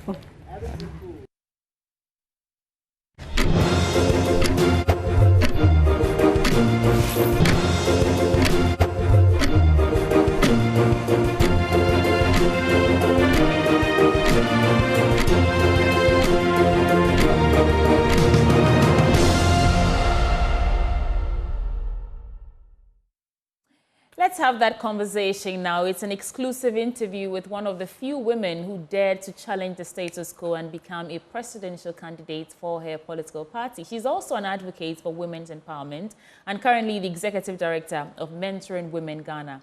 My guest this morning in the studio for a conversation is Bridget Jobonuku. Welcome to the program. Thank you. Thank you for having me. I'm tempted to ask you how you're doing, but you've told me already. So yes, I have. And I actually said, I wish I could say I'm happy to be here, but I'm not. Yeah. So let's start there. Where do you think the country is right now? Given the stories we wake up every morning to read, what would be your assessment of the state of Ghana's affairs? You know, it takes a lot of strength not to be hopeless, not to lose hope. That is where we are right now. And I know that I've been on previous TV programs and I've said to people, you know what, don't lose hope. That is the last we've got. So that's where I am. Where you say, you know what, don't lose hope. I keep saying, particularly on social media, that right now, the whole country, we are caught between a rock and a hard place. We have to choose between well, the two major parties are the ones who seem to be making a lot of noise. Somebody will probably say, well, you were in a minority party, what did you do? And I say to people who say that, what did you do? If you want something different, you must do something about it. I've heard a lot of people say, oh, you the smaller parties, what are you doing? But what are you doing to support the smaller parties? Or what are you doing to have something different happen? Yeah. So we are right now caught between a rock and a hard place. I think it's a fancy proverb that says, you've carried water and you've carried alcohol. We need something else. Something different. In between. Because it would seem like the two are doing the same thing. And we were caught in this duopoly. We've been caught in it for 32 years. And it's the same. It's almost as if the two parties are only running their elections for their people who support them, and only against the opposition. So it's only between them and not for the Ghana as a whole. Would you say that it's the actions or inactions of us citizens is why we are That's true. That's true. Because, you know, if everybody who said we need something different would actively do something different. I have a friend who lives, an older friend who lives in Tesano. And she says to me that, you know, I am willing to run for your party in my constituency because this is what I want. And if you are not even willing to go into politics, are you willing to speak up? Are you willing to support someone who wants to do? You know, this is where we should be right now, where we put our strength, not just wait to go and vote, but you're actually ready to put your support in whatever form, whether it's financial or it's, you know, physical, personal effort, behind someone to say, we need something different. But if you sit down and say, well, we need a third force, and you're waiting for that third force to emerge somehow, magically, and then on December 7th, go and vote for that won't happen. Some of them are doing something. You can talk of the movements for change. There's Cheddar. In fact, this morning we read that as a total of 39 people have picked up forms to be president. Have picked up forms to file. So, but I mean, you see, doesn't that speak to how ridiculous the situation is? 39 people, and I can tell you that probably half of those people are in there, probably even more than half, are in there because they want the current party out, not because they want to be in. Do something better. You know. And we need to. When I was campaigning, I used to say, we need to vote, do our elections positively. You hear a lot of people in talk that say, we are going to vote them out. We're going to vote them out. Who are you voting in? You see, so it doesn't even help that our options are what? It's either a rock and hard place, you know? devil in the deep blue sea. This is what I say. Yes, that is where we are, you know, and it's a pity. And particularly the youth. I heard you mention Cheddar. I mean, that's a whole different story. I don't know. No, let's get into it. I mean, it's his election year. It's a few days to election. Well, what do you think about his candidacy? Somebody asked me this, and I said, I don't think about it. Because, you see, you are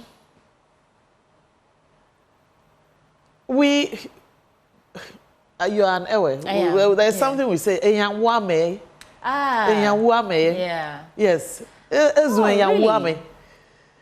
Because... But he just said that someone should do something about it. As an observer, he's decided to lead that charge. Thank you very much. Yes, it's good. He's decided to be a citizen. It's good, but are we supporting him? And we are probably waiting to see on December 7th. But there are also many others who need to be supported. You see, our elections have become so monetized that when someone is endowed, then he suddenly becomes a leader. Leadership is not simply about wealth or a rich person. But I've listened to him. Yes. Those 12 pillars that he proposes of how he intends to change the economy, run a lean government, no vice president. Haven't we heard all these before?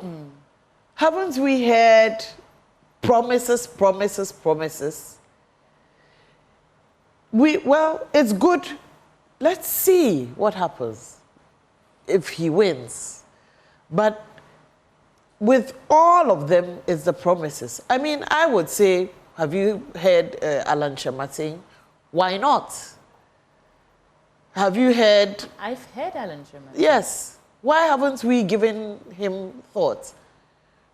Just as we are giving thoughts to all these other people outside of the two major parties.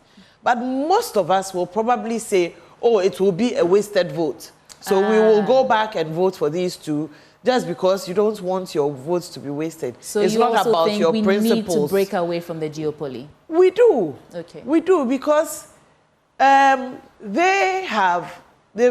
maintained the status quo. They don't want to do anything different. We have said time and time again in the PPP, we need the constitution reviewed. They don't seem to want to do that. So let's talk about you. Last Yes. election year, you were presidential candidate for the PPP. Should I take it that this year you are not contesting for that same position? Well, so far you haven't seen me on the seen ballot. anything like have that. you? Yeah. Yes. So. But that doesn't mean your presidential aspirations are over? No. Okay. Not. That's good to hear. Okay. But why not this year? The party has been in a difficult place. I mean, we will all acknowledge that.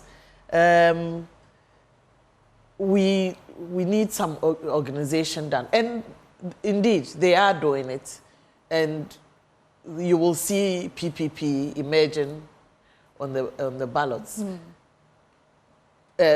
particularly for a few parliamentary candidates and. A presidential candidate will come up. But not 2024 for me. We'll look forward to 2028 then. God grant us life and good health, all of us. Some of the school, and this is my final bit before we get into the actual issues, some people of the school of thought that if they don't like to be called smaller, minority parties, but if they all decided to put their weight behind one person, like some of the others have done, we've seen the likes of Alan Chamantis mobilize a number of these other smaller parties. There's Dr. I've forgotten his name, the co-convener for the Movements for Alliance for Revolutionary Change. And what they are doing, it looks like that is the way to go. What do you say? So we have the CPP, PPP, APC, all of them say, okay, in order for us to actually break away from the duopoly, we all need to contest or compete or put forward one person as the presidential candidate, and then maybe we have a chance. What do you say about that? Well, it's not necessarily one person as the presidential candidate. You can also put together your strengths where your candidates are strong in the various constituencies. So the PPP candidates in, let's say, South Dai will be the candidates for all the parties there. The CPP candidates in wherever they seem to think they made inroads would be the candidate there and all that. Because what we want is the dilution of this duopoly. So if the candidates of the various minority parties are standing, and therefore we say, okay, we will support that person in that area, then that would be the decision for all parties. Then we all back that candidate. That is what will make a difference. Yes, indeed, we can put forward one presidential candidate. It's a very good idea, but the parties themselves and their structures and their organization and their objectives and their values and their interests has always been conflicting. Because I will tell you for a fact, and I sit here and say it boldly, that some of the parties are compromised. They are actually, following either one or the other of these two parties. Some of them are even being funded by these two parties, you know, to you know, support them and speak for them. So it's difficult. When you come together, there are still interests, conflicting interests that do not, you know, engender this kind of unity in the minority parties. And this is what we have to, you know, sit down and think about. I mean, yesterday I got a call from one of them to say, oh, he wants me to be, I mean, they were skirting around. I said, what do you want? Oh, we want you to be running mate. I said, no, thank you. I said, thank you for giving me the honor, but I'm not interested in that. And your reason was? Yes. I am a member of the Progressive People's Party. And until I say I don't want to be with them anymore, and indeed say I want to be with this other party, I still believe in the ideals, the objectives, and the agenda of the Progressive People's Party. You started by saying that it takes a lot of strength not to be hopeless. Yes. And you're a businesswoman. So Yes. let's start from the economy. I mean, Ghana is grappling with inflation, rising debt, economic instability. What is your assessment of what has plunged us into this state? And what should we be doing in hopes of stabilizing? And we all know it's been mismanagement. It's been terrible mismanagement. When you hear the numbers from, you know, they were blaming COVID and Russia, Ukraine. Even Ukrainians are still over living. 700 billion in debt as we speak. Yes. Yeah. And we are not even paying back. And therefore, and the exchange rate is, you know, just doing a hurtle down the slope. You know, you wake up every morning and you are thinking, my goodness, what next today? And it doesn't help that with each day there's a new scandal. You know, it takes a lot of strength to say, hey, I'm a happy person, you know, Ghana is a good place. And indeed, some people are saying that. And these are people who say we don't have any problems. And these are people in the government. It's almost as if you do not, you no longer can relate to what the people are suffering. Or we are living an alternate reality from this. Yeah. Oh, yes. I mean, it's... When you listen to the vice president, the finance minister, and, you know, most members of this government, they tell you that we are actually on a path of recovery. The economy is making steady progress. I don't see it. I kind of felt a little blip a couple of months ago. But right now, today, it's getting difficult again. How is it affecting your business? It's difficult. I'm not making much of a profit. Profits have shrunk because, you know, and it's not even the product itself, but the services, the transport, the, you know, packaging, you know, these are the things that are affecting the business, you know. So you go, each time you go, the cost of packaging has changed. It's just a little off your profit, but you can tell that, you know, and you can't keep, I would like to keep changing prices, but it's difficult.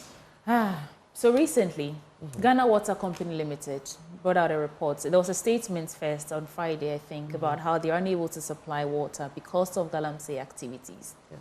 This is in the first time, Galamsey activities, and the impact is no doyen, and how it is really affecting all sectors of this country. You can talk of cocoa, fishermen are coming back with empty nets and dead fishes, farms and all that. And now we are at the point where we may have to be importing water. Yes. How does this sit with you? I mean, certainly. You know, when His Excellency Nana Akufo-Addo was elected and he won and all that, I think in April of that month, I wrote a long thing on my Facebook wall talking about the 3 things he should take charge of and, you know, nip it in the bud or whatever. Yeah. One of them was Galamsey. The second one was sanitation. And the third was indiscipline. And these are the 3 things that are still are getting worse in fact, those are 3 things that he waxed lyrical on. In terms of sanitation, he did say that by the end of his tenure, Accra will be the cleanest city in Africa or the world. And he also said that he was putting his presidency on the line to fight Galamsey. How would you rate their performance in terms of the fight against Galamsey in the face of all these issues? I mean, zero. Zero. Look, when you see, Galamsey didn't start in 2016. I was arguing with someone the other day on WhatsApp. Galamsey didn't start in 2016. It started before. So yes, the previous government was also complicit. It's gotten worse now. If you go and look at the CDD reports, the Galamsey menace has gotten worse now. CDD report says elections, campaign financing, a great part of it comes from Galamsey. Yeah. A large part of it. So now you can understand why it's gotten really bad right now, because they need the money. They need the money for elections. You know? So nobody is saying anything because we need the money. After elections, we'll start talking about it again. And you hear John Mahama saying, "Oh, when we win, we will, you know, ban Galamsey or we'll do something about it." It's a lot of talk. What was done about it? You don't think Mahama would do anything better? You don't think if he wins... Galamsey didn't start in 2016. Yes. Like I said. Yes. Galamsey was there before we went for elections and voted out, if you like, John Mahama in 2016. So why wasn't anything done about it then? Why wasn't anything? Now that it's critical, okay, we hear you. What will be done about it? And why can't it be done now? You know? So we are watching this thing kill us, and we will all, I mean, newly born babies are being born with deformities and things like that. You know? When will, you know, the leaders actually get up and say, enough is enough? You know? I worked a short stint in the mining industry. Frankly, I didn't like to see the face of the rock and how it was being killed every day. You know, vegetation, you know. And then sometimes they would say to you that, oh, for 3 tons of rock, you get so many ounces of gold. It's I like the way you phrased it, the rock being killed. Yes, it was just, you see the earth moving equipment's teeth that have scratched the face of the rock, and it's heartbreaking. It's the earth, you know. And maybe some of these Galamsey young people don't know what they are doing wrong. They can only see so far. But we must stop it, you know. We can't stop it. Of course.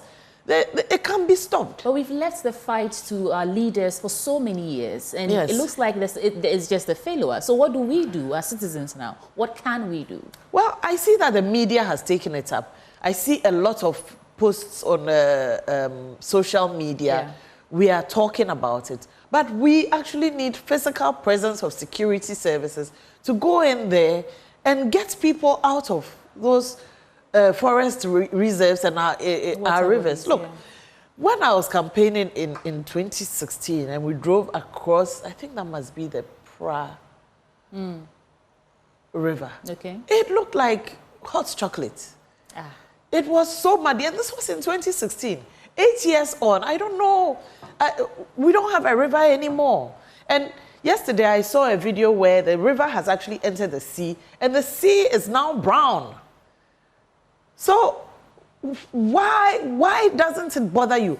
Money or wealth must not be the only motivation for us to live or make a living or be in power. You know, but it would seem as if people are only concerned about how to make a living or make amass wealth and impoverish the rest of the country. And impoverish the rest of the It's not about us anymore. Oh, well. So in terms of governance and democracy, there was that Afrobarometer report that said that 9 out of 10 people believe the country is going the wrong direction. You yourself just said it doesn't help that every day we wake up, it's a new scandal. Where is our democracy heading, would you say? Well, you see, like I said, the PPP always advocated for the review of the Constitution. Right. The review of the Constitution that takes power from one president and spreads it so that everybody has a say in the governance of this country. Look, our DCs and our MMDCs are appointed. They are not beholden to the people. They are beholden to the presidents who appointed them. Do you think that if, like, we vote for our parliamentarians and our presidents, if we were asked to vote for the person who is representative of the president in our district, we won't know? It brings it even closer to us. We know this person. We know who is active and who can who can lead us in our district. You think fundamentally that's where the change starts from? A review of our Constitution? I mean, local Constitution. governments. Local, first, a review of our Constitution, therefore allowing us to, elect our own local government leaders.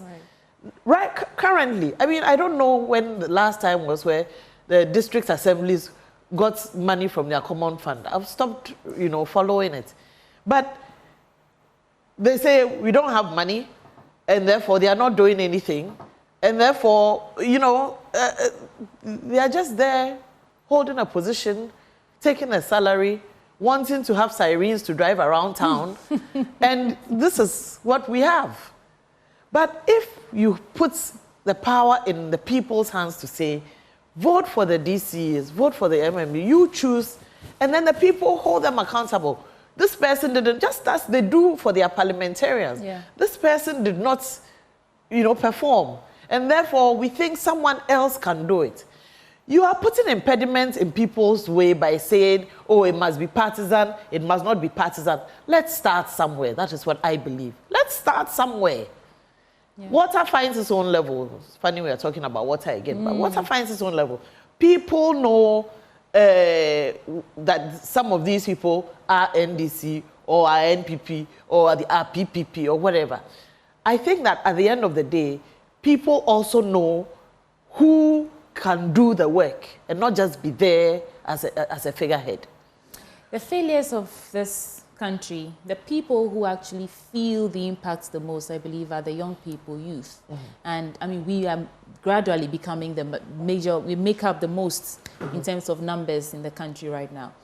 There's the argument that government cannot provide jobs for all the young people, nearly 2 million, according to that Ghana Statistical Service report. And that it should be, it's something we should look to private sector for in terms of job creation, employment, skills development. Meanwhile, the major manifestos that we've seen so far, whether the Great Transformational Plan, resetting, accountability jobs, or to lead us to solve from the incumbents NPP, they talk about how they intend to create jobs.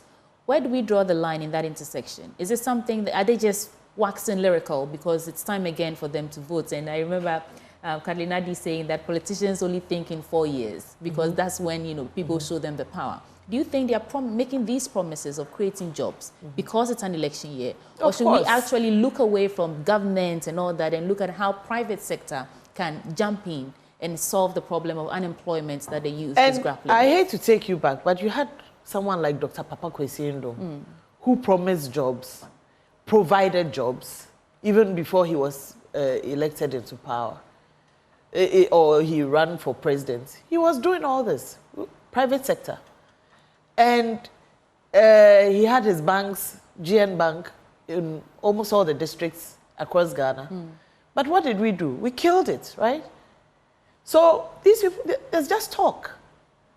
Indeed, the private sector can provide. But look at what we're doing to the private sector right now. We are taxing us to rats, as they say. The taxes, the taxes, the taxes. And therefore, people are having to lay off their tools. Most of these businesses have left the country. Most of the international, I can think of Glovo and some others, Lydia even, they've left the country because, they can't keep up. Yes, so, I mean, it's a lot of talk. You've got to decide. It can be both ways if you spread it thin. You're not taxing us too much, and we are able to, provide jobs for other people. So for now, it's a lot of talk, rhetoric without, What about the 24-hour economy? And I mean, I want us to get in. Look, I want us to get into some of the promises that these political parties promises and sloganeering is the bane of us. That is what has brought us where we are. Promises and sloganeering without proper implementation. That is what has brought us where we are. So let's not... You don't think it's feasible, the 24-hour economy? You don't think it would bring about the much change that they preach that it would bring? I think it's just a slogan. I don't think it will make a huge difference, okay? I was talking to my gentleman, my young man who works with me, Bernard, and we were talking about the fact that, did you know that Uber and the ride-hailing apps, those rides don't come to Teshi.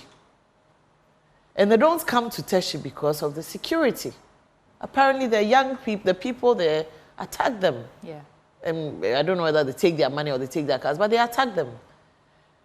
Now, you're talking about a 24-hour economy. Can we talk about our security first? Can that be put in place? And many other things, our transport, our fuel.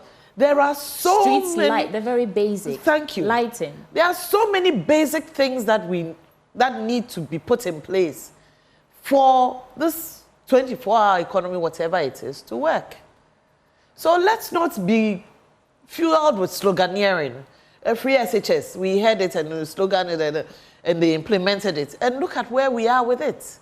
Well, they said they've expanded access, and they have indeed expanded access. Have they expanded quality? Have they? I mean, look at what happened in O'Reilly just 2 days ago. Yeah. This is our secondary school. I mean, yes, yesterday in America, a 14-year-old killed 4 people. But they have been doing that a long time. We have, I mean, I was listening to your rival station this morning, and they were talking about the facilities that exist in O'Reilly Secondary School. It's heartbreaking. How do you put teenagers in a place like this? How? So let's move away from the sloganeering to win elections. This is not a slogan that will do the work. At the end of the day, you are saying 24-hour economy, we don't have street lights, you don't have security, we don't have so many things. Then I have to ask though, of all the promises that are pouring in at this time of year, which one do you think, or what, is there anything that has caught your eye that you think, maybe this is the way to go, maybe this particular thing can work? It may need some review, but this one can work.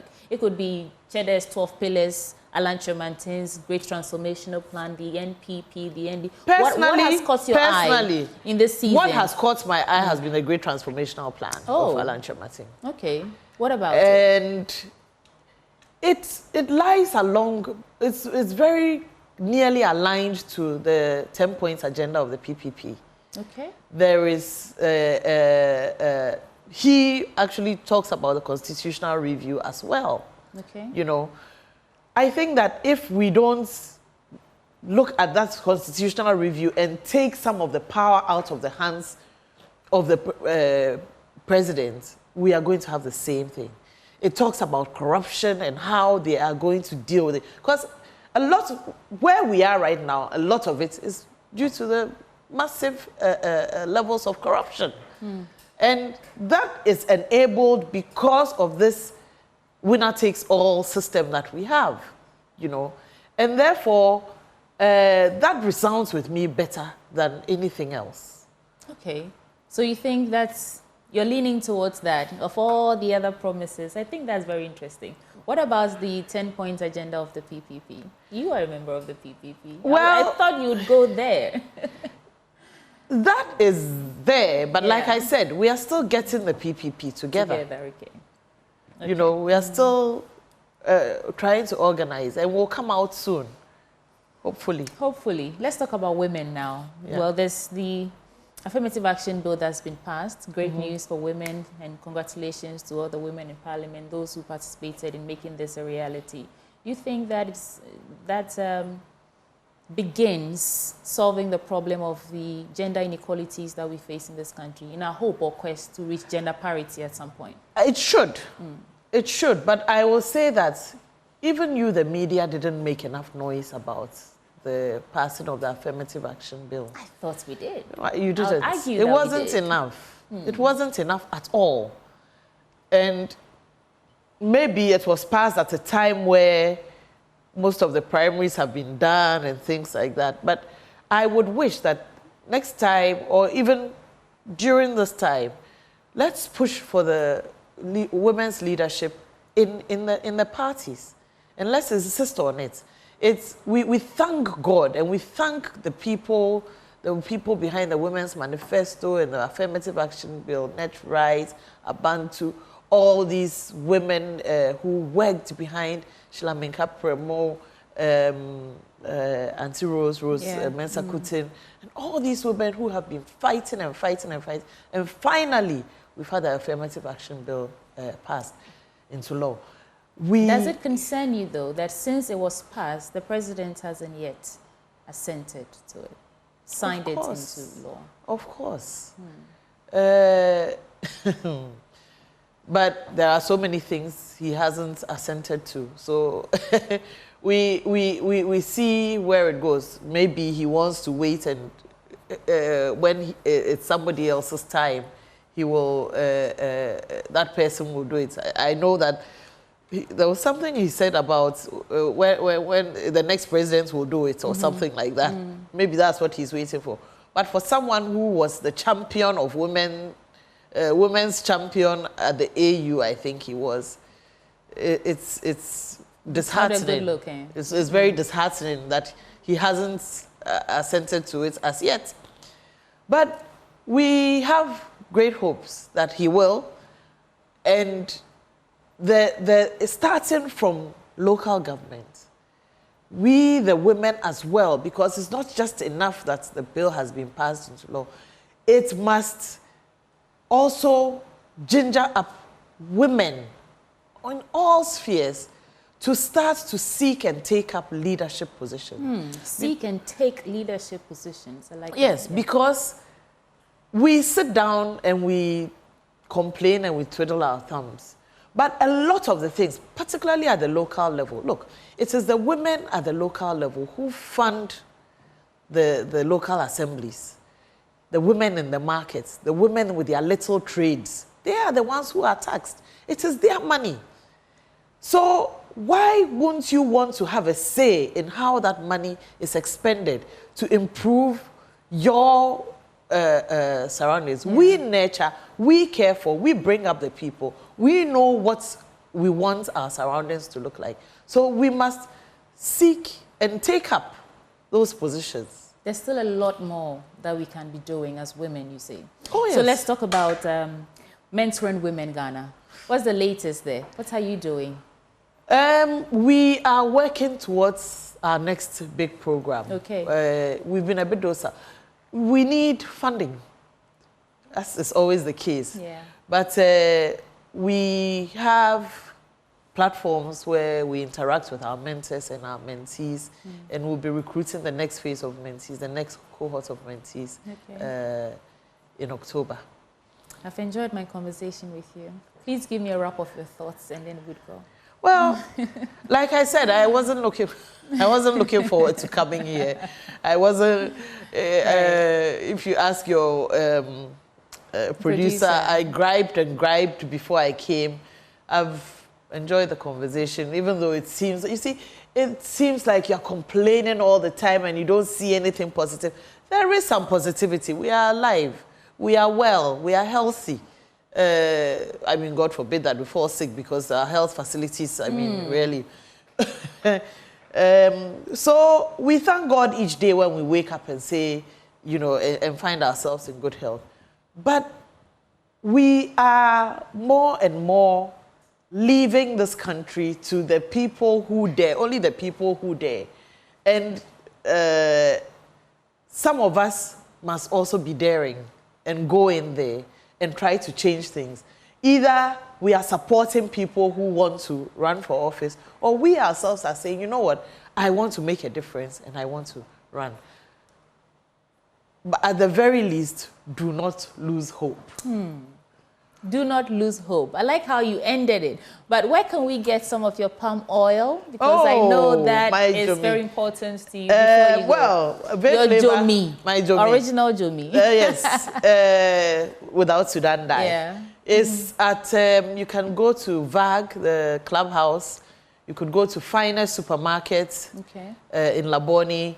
Eden Tree in Community 18 at the Goodness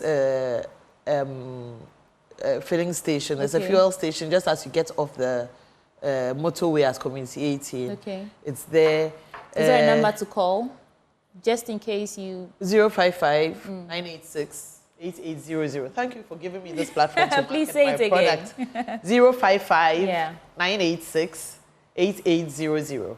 You can also get it, please, let me mention all my outlets in case you can also get it at Tesbury's, at the EPP Bookshop Mall, at Legon, I've just and also been told at that Evergreen. someone has some of your palm oil in her car right now. Really? From the back room. Oh, I see. Good. Or you have it in your car. I have it in my car. Okay, you have it in your car. So if you happen to be near here, come out and buy some. Fan of our streets, I'm here. It's always in my boots. Yeah. Ghanaian entrepreneur, politician, advocate for women's empowerment, and former presidential candidate for the Progressive People's Party, Bridget Jogbenuku. Thank you so much. Thank you your for time having me. and for your insightful submissions on AM Exclusive. Thank you very much for having me. Thanks. All right, there's still a lot coming your way. I hope you've enjoyed your conversation, and we'll be right back with more. Stick and stay.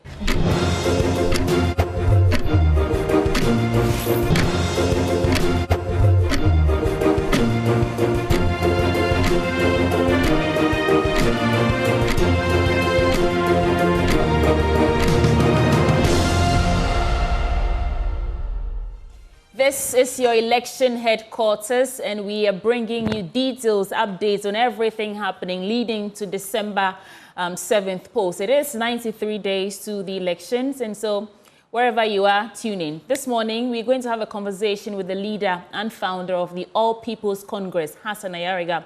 And yesterday, he selected Reverend Dr. Samuel Mensah as his running mate for the 2024 election. So we're going to talk about the candidacy, preparedness to wrestle power from the duopoly, the NDC and the MPP, and all things important.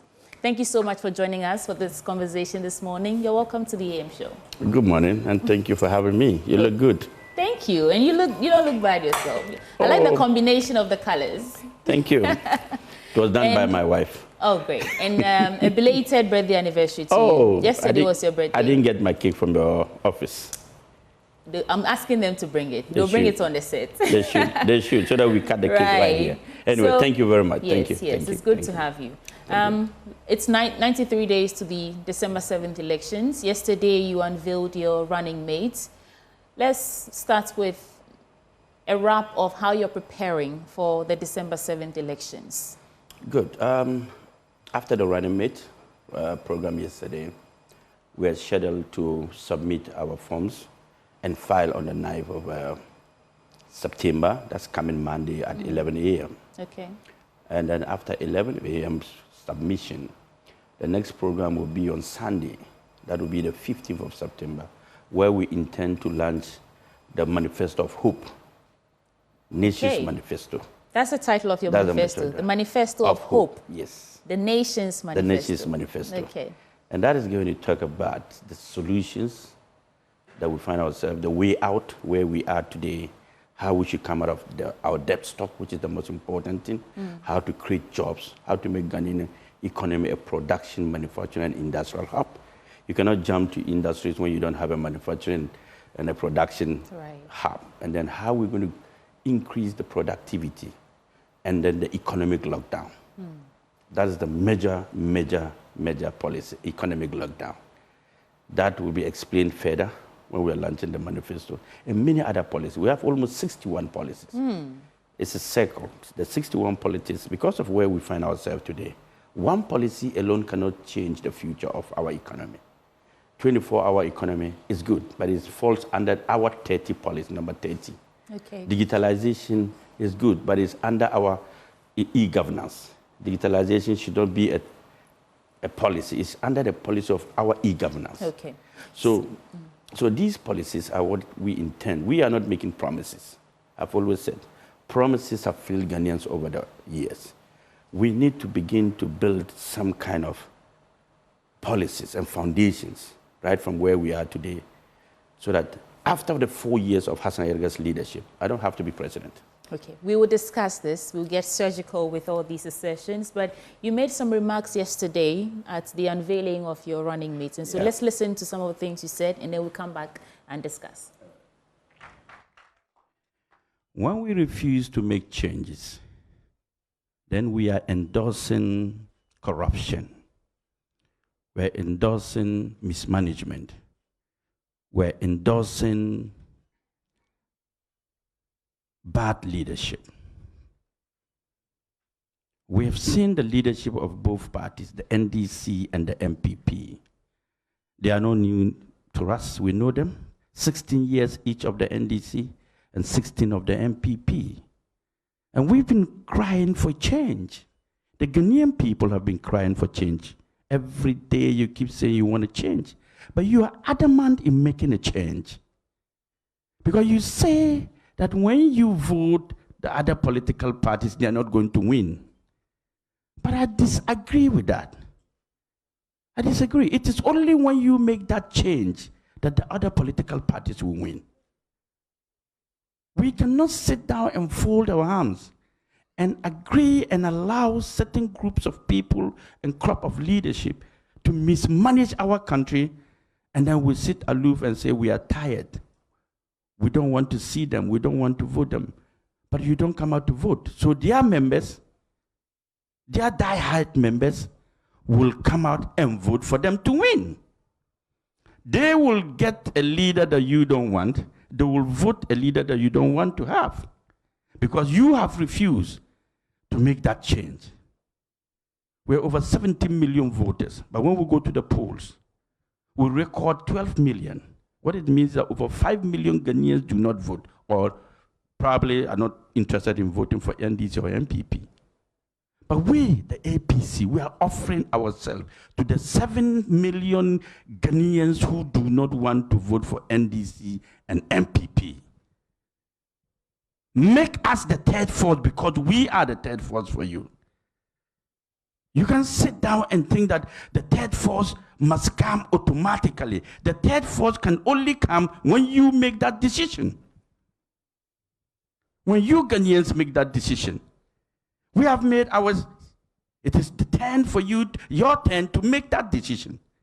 But every time we keep saying, oh, if I vote for Hassan Ayariga, I'm wasting my vote. Says who? If you vote for Hassan Ayariga and the APC, the NDC will not win and the MPP will also not win.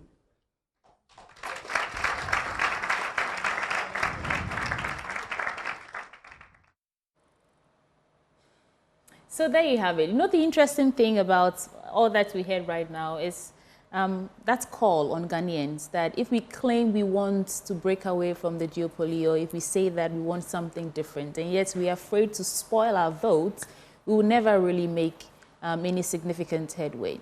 Now, and you say that we need a third force. Yeah. A lot of people have said, you know, that in fact we do need to break away from the duopoly. Last election, you made just about 0.5%, about 7,000 thereabouts votes out of the total vote cast, right? And this year, I'm wondering, what are you doing differently? You talked about in the beginning your 61 policies. What is the central message of your campaign for this year? A central message for this campaign is the most important one, the economic lockdown. To make economic us lockdown. Okay. The economic lockdown. We need to lockdown lock down the economy. Tell me more. When we lock down the economy, we're going to empower our nation, our youth. We're going to increase productivity, manufacturing, and industrialization. We're going to be self-sufficient. We're going to create jobs 24 hours. We're going to run the country 24 hours, 3-shift system. Because for production, 8 hours for production, 8 hours for manufacturing, and 8 hours for industrialization. We have 24-hour vibrant economy building. But if we keep importing, we can't produce, we can't create jobs. Our city will depreciate. everything will just be at the way it is. But we have to begin to think, change our mindset, to believe that there's no country except Ghana, and that is ours. And this is ours to protect, this is ours to grow, this is ours to build, this is ours to be patriotic citizens, and we must change our mindset towards that. And that economic lockdown entails all these things, and making sure that Ghana now has something to offer the world. We cannot be exporting our raw materials and taking finished goods from where we export our raw materials. It's unacceptable. Every country is producing, every country is manufacturing, every country is industrializing, and we are not an exception. We should begin to think differently, act differently, work differently, understand things differently. By locking down the economy, every Ghanaian will now begin to see the importance of his or her output and input into the country, building the input, her potential. We need that. We need this economic lockdown to stand on our feet, to build our country solely for Ghanaians, produce what we eat, consume what we eat, change our consumption pattern, and make sure that people begin to buy our product as well. So I could argue that these are promises. This is not a promise. If I look at the economy, I'm going to do it. It's not going to be a promise. Hold for me. Yes, please. So these are the things you are saying that you want to do differently. Lock down the economy. But you also mentioned 24-hour economy, which is something we're familiar with from the camp of the NDC. No, you cannot be familiar. That is in my manifesto and them. Okay. But I'm saying the NDC's their campaign message right now, it's this 24-hour economy. Yeah. So, and he's also told us what he intends to do step by step. In the first 100 days, the NPP has also done that. If they are given the mandate, what they intend to do to actually execute all these plans and promises, ambitious as it may be, if you're giving that mandate, what is your first step? Or walk us through the first, second, and third steps that you intend to take to lock down the economy. What are you going to do? Actionable steps. The first step is change of mindset. How are you going to achieve that? I'm going to engage the Ghanaian society, speak to them, let them understand that this is Ghana, and we Ghanaians must come first in everything we do. And we have to change our mindset in believing that Ghana is the only thing that we have. So change our mindset towards our attitude towards work, change our mindset towards the way we behave, change our mindset towards our jobs, how we're going to create jobs and build our country. When you engage the Ghanaian society and have that mindset change, it gives you the first opportunity to be able to move this country forward. Mindset change is not that easy. It is easy. It's like trying to reorient someone from the norm that they know, the person they are. Without that. No, I'm not arguing that it's not possible. I'm trying to probe to get to how you intend to achieve that. Look, do you know that Ghanaians have the capacity to change this country when they come together? But because the government in power and previous government are corrupt, Ghanaians are not willing to be part of it. They are not willing to help, support in anything, because they cannot be using their resources, their money, their wealth, their energy in building a country where the leaders themselves are more corrupt than any other thing. So when corruption takes the center stage, nobody is willing to contribute anything or change his mind towards building the country.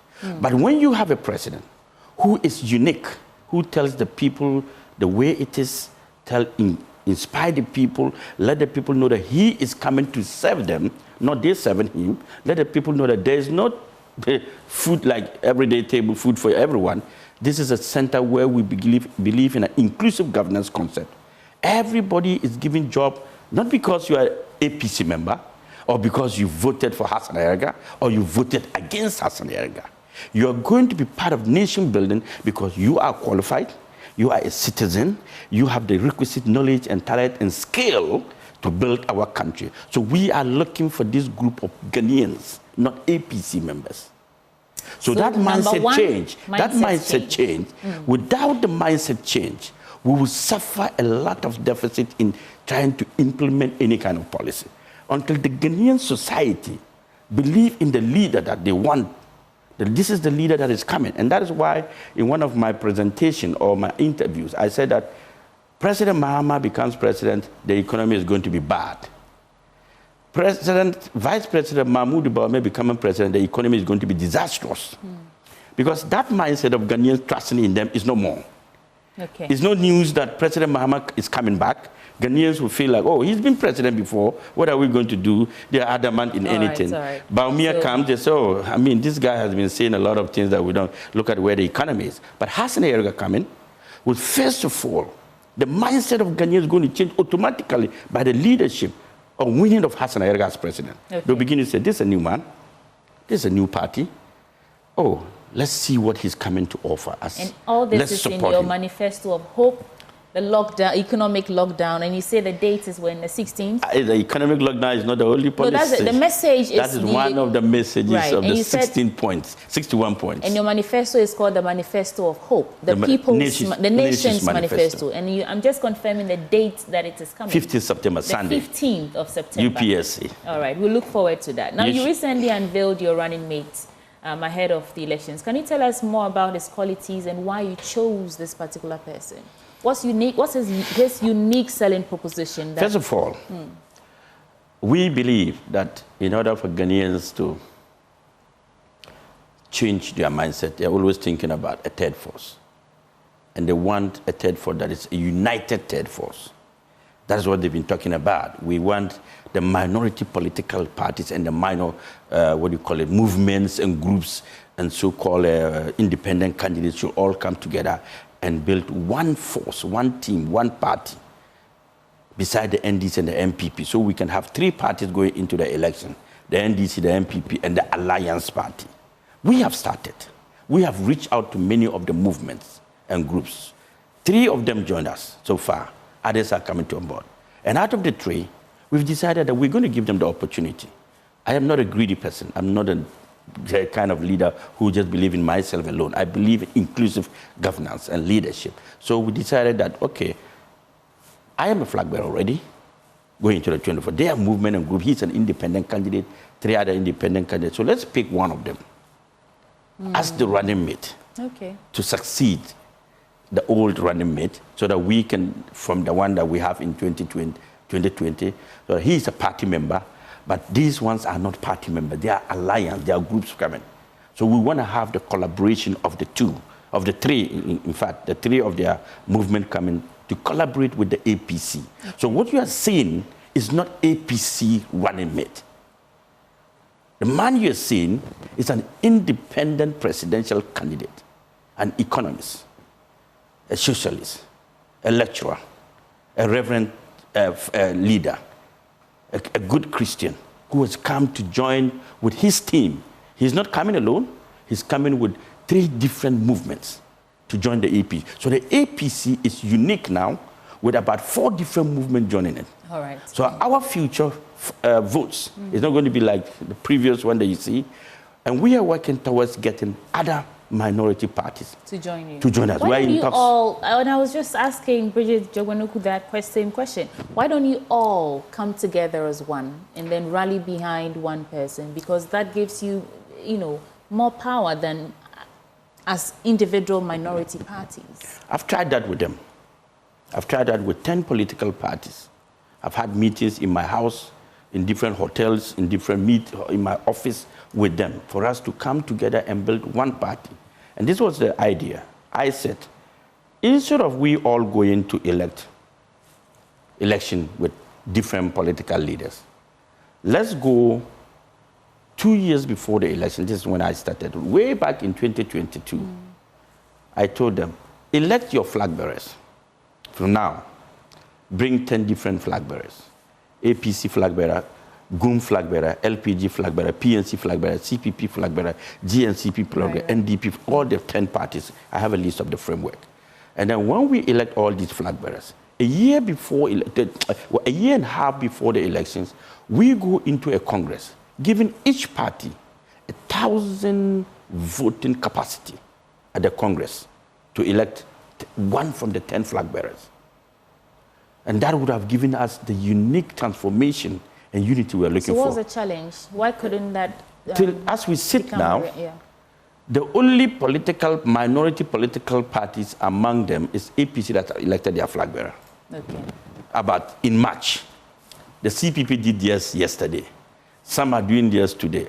how can we be this serious? I see the challenge. You know, the biggest story in the country right now is how illegal mining activities are destroying our water bodies.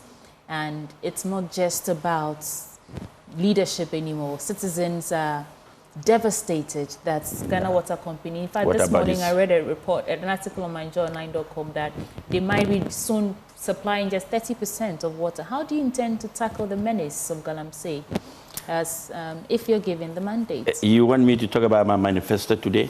I want you to tell me what you think you do differently. Because what I'm going to do Galamsey. differently is going to be out of my manifesto. So just give us a scoop. Because you are aspiring to be a president, and that's the biggest problem we have right now. I want you to know that yeah. under my leadership, there won't be anything called Galamsey. How would you achieve that? I am the president of the Republic of Ghana. Gold mining is for the government, it's not for private sector, under my leadership. In the past, Gold Coast, mining was solely mined by Ghana government. And that was why we were called the Gold Coast. We had mining deposits, and like gold deposits, we have reserves. Today, we don't have that anymore. And that made us rich. Now we have reduced our reserve and given it out to foreigners.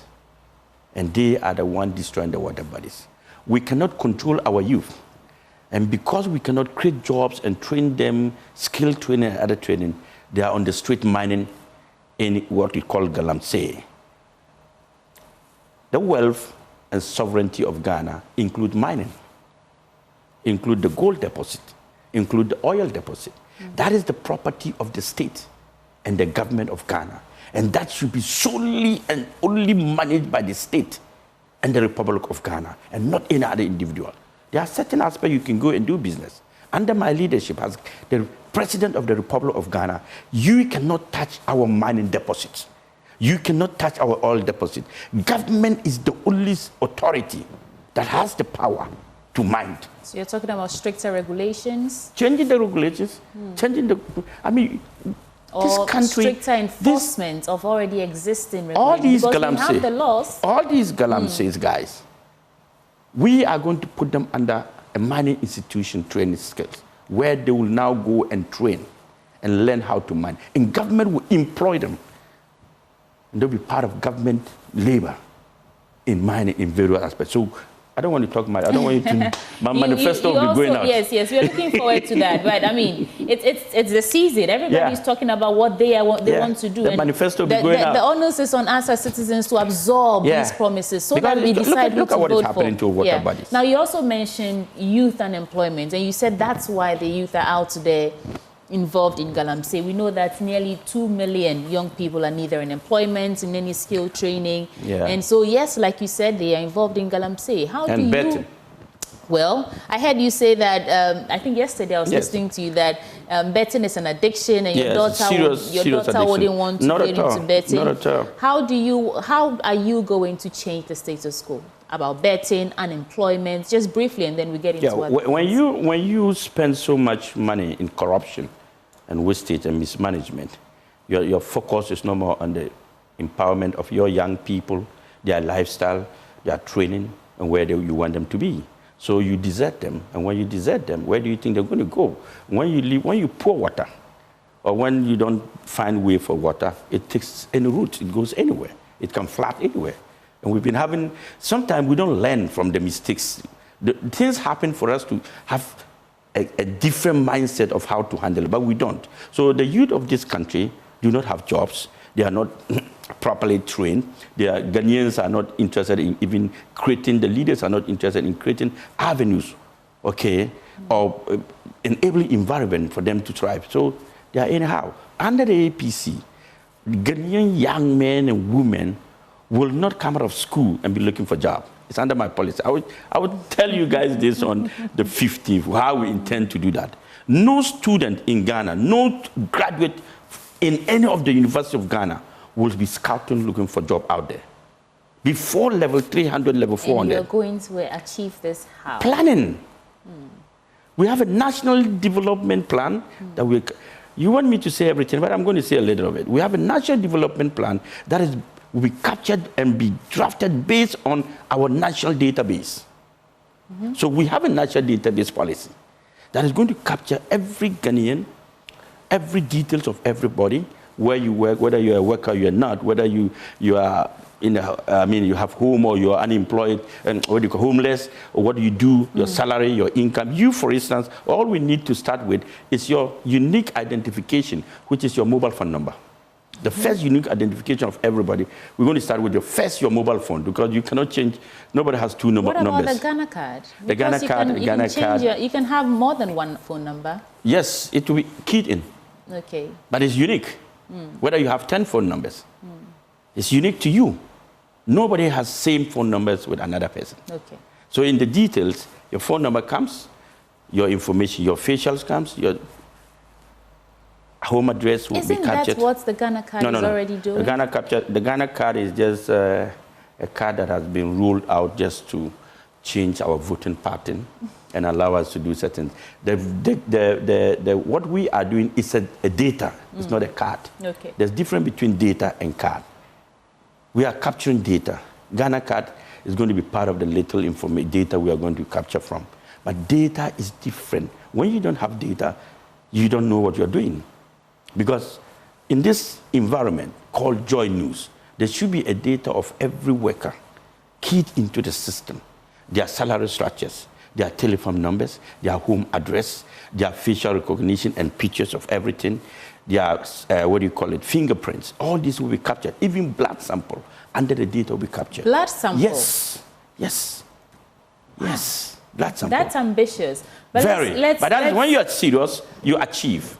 Yeah. When you're serious in wanting to do things, you will do it. Okay. So yes, I see the ambition there. But we know that smaller parties have had challenges competing against the NDC and the MPP in the past, 32 years. And it's not just about resource mobilization. It's like you said yesterday, it's also because the people do not want to spoil their votes. Yeah. How do you intend to change that? Because you sound like you have a lot you can do for the country. How do you ensure that you change the mindsets that you want to change when you are given the mandates? How do you do it now to give you the power and the authority to do it on a larger scale? First of all, on the 15th of September, when we are going to launch the manifesto, we will tell the Ghanaian people how we intend to change Ghana from where it is today to where we intend to go. And that will happen in less than 4 years. And I don't want to be president for 8 years. It's a waste of my time.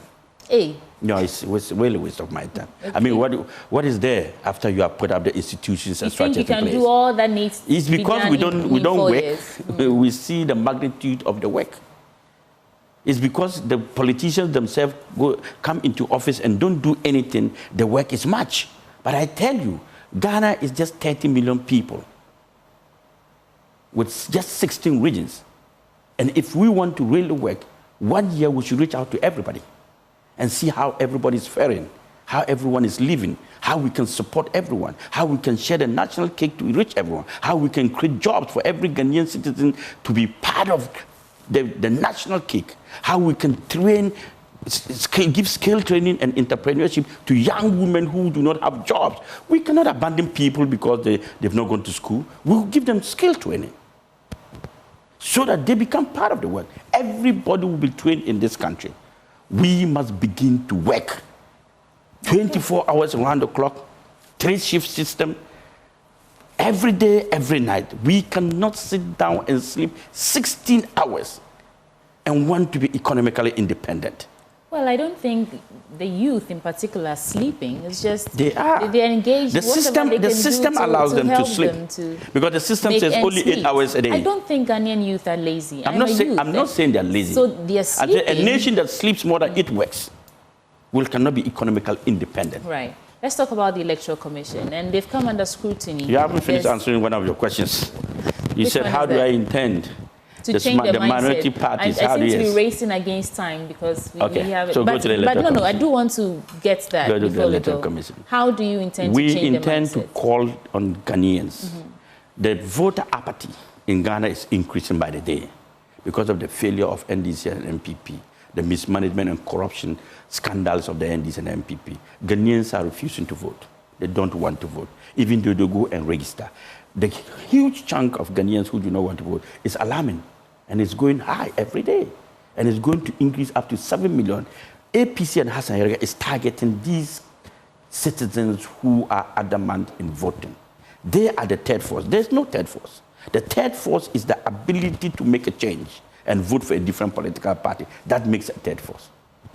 So we are going to call on them, wherever they are, whatever they are thinking, whatever they are doing, do not sit in your comfort zone and expect Ghana to change. Change is a key to new life, and we must make that change. And when we begin to believe that if we want new life, then we must make a change. We cannot want new life without making a change. If you recycle rubber, continues to be rubber. Recycle metal is continuing to be metal. If you want plastic, stay with the rubber. If you want metal, stay. But if you want a change of transformation and unity, go straight to Hassan Ayariga and the APC. And you will see tremendous improvement in your life, that of your children, that of your family. So a vote for Hassan Ayariga is a vote for change of your life and that of your family. This submission begs the question, what would be considered success for you in the December 7 election? Is it that when you, one, increase the numbers that you garnered, the total vote you got in last election year? Is it when you change the minds of those who are apathetic towards the elections? Or is it when you actually tip the scales in a very significant way? What would you consider a success? I would consider success if we Ghanaians make the right change. That is number one. I would consider success if leaders of political parties begin to think differently towards their country and their people and their nation. I might not be the only one to change Ghana, but when we all begin to think like the way Hassan Ayariga thinks, that is for me success. Okay. So not necessarily to make it to the Flagstaff House this time, because there are more opportunities. I can make it to the Flagstaff if the Ghanaian people give me the opportunity. But the point of the matter is that if the NDC and MPP and other leaders were patriotic citizens and managing Ghana the way I want, or the way all of you want, I don't think I'll be running for president. Okay. Because there's nothing for me there. Okay. So the question I wanted to ask is that the EC has come under scrutiny about their ability to deliver credible, free and fair elections. The integrity of the Electoral Commission have come under question in the face of the voter exhibition exercise that ended with some issues that came out about voter transfers without the knowledge of the people involved and all that. How confident are you as a flag bearer, presidential candidate? I can accept the faults. In the EC. I can accept the mistakes because I know that they don't have a proper data system in this country. So like what I'm trying to put out. If we are having what I have, I don't think the EC will be finding challenges. And no doubt, they will definitely find challenges. Nobody is going to be perfect with such a system. Nobody. So you agree with Dr. Bosman Asari that it was an honest mistake? It was an honest mistake. I didn't hear him. I didn't listen to him. Okay. I'm telling you from a patriotic citizen's view and somebody who understands governance, political issues, governance issues, and even electoral commissions issues. We have failed systems. And these failed systems are not guaranteed and cannot guarantee us to have a perfect system. Okay. Be that as it may, now the NDC and in fact some other parties have joined the call for an external forensic audit into the register, the provisional register, and a re-exhibition of it before we go into the, the December 7 polls. Now that you are saying it's an honest mistake, do you think that that's something we should be doing? It's not a bad call. So you agree the check and that balances. we need to we can do that. I mean, we have to work in unity. We have to find a way of building this country together. We cannot just blame the EC for wrongdoings. We should blame ourselves also for not making sure that they do the right thing.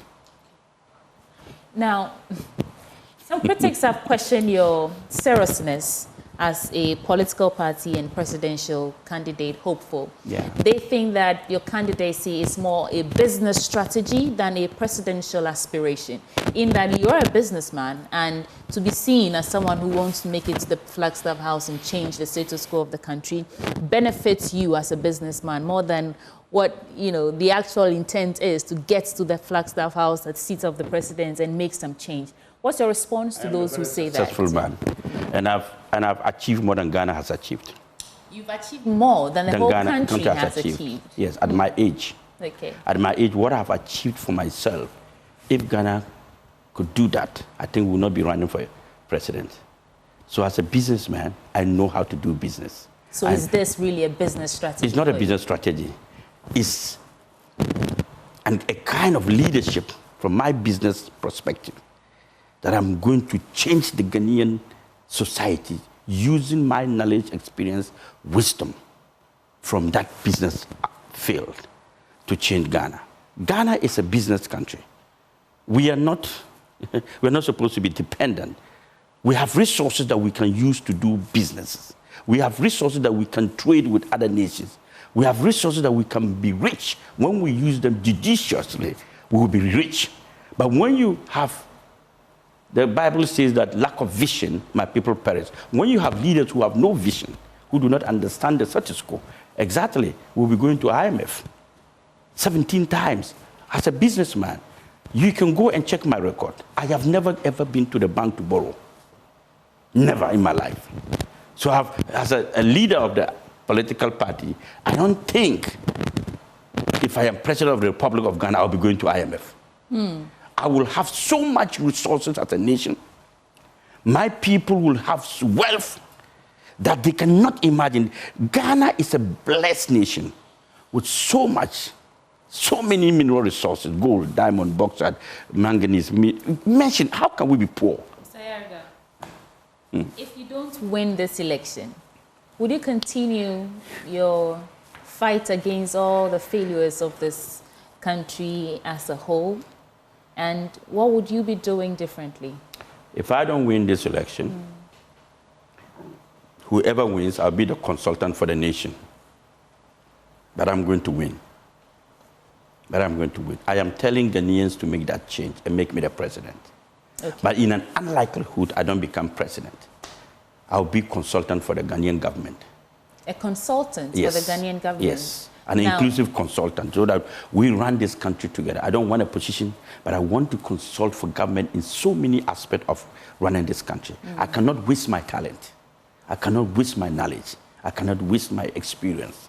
Would you say your electioneering activity, your campaign activities would, position you in a place where the president can actually look, the government can actually look to you for those consultancy services? This is a country we should build together.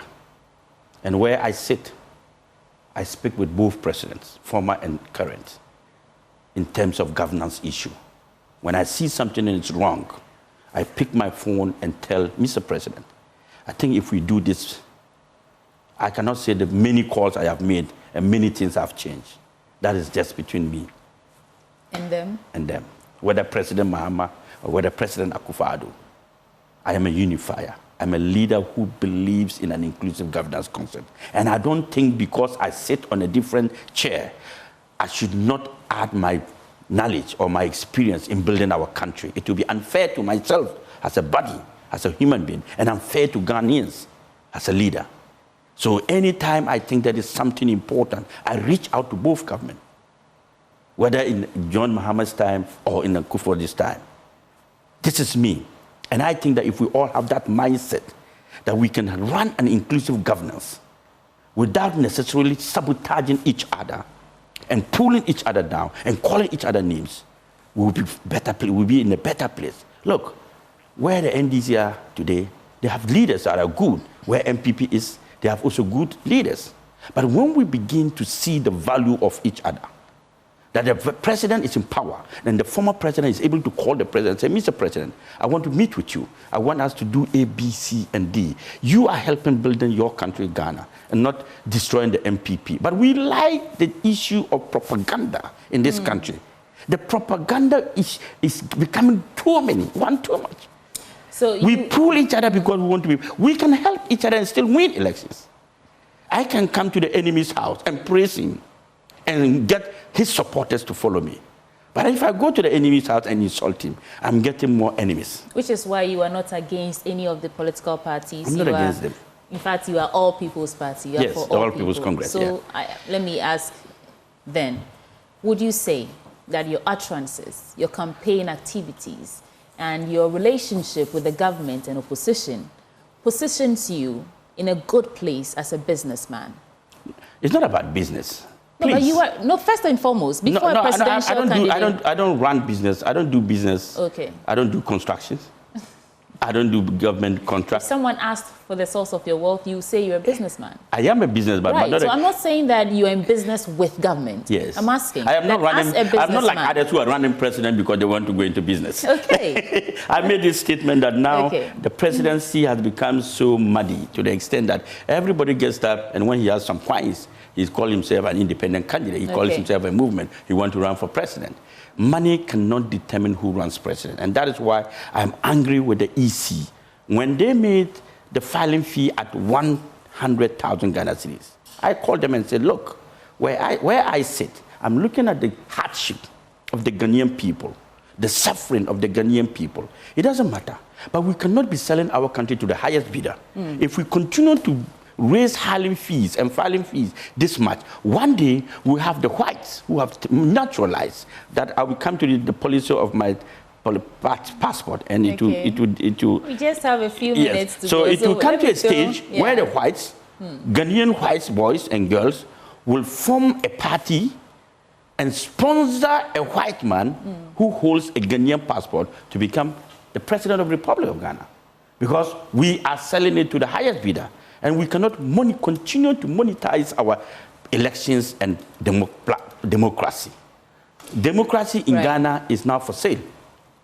The highest, those who have more money will get more votes. So we are now voting for people with more money, the more brains. Okay, so final bit before. Did you get that? Yes, I got it. You are voting for people with what?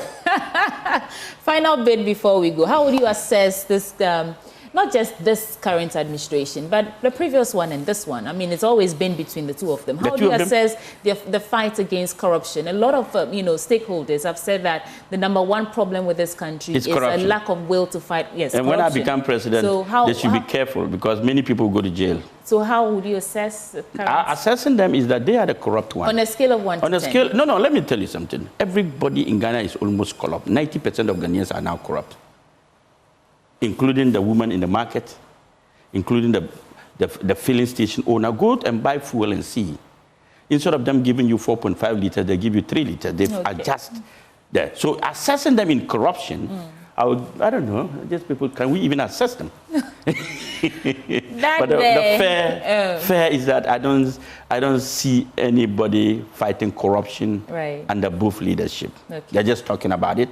Those under the influence of circumstance get themselves in trouble. But in actual sense, if we want to fight corruption, the institutions to fight corruption have not been put in place. Okay, and that there is the founder and the flag bearer of the All People's Congress, Hassan Ayariga. Thank you so much. And we're looking forward to your manifesto launch on the 15th of September. Many thanks for your time. Many thanks too. All right, and that's how we're wrapping up on the AM show this morning. Thank you so much for staying with us on this 4-hour package. My name is Sweetie Abochi, and we are back on your screens tomorrow from 6 a.m. to 10 a.m. But for now, Joy News Desk is up next with Faustina Safo. Hey.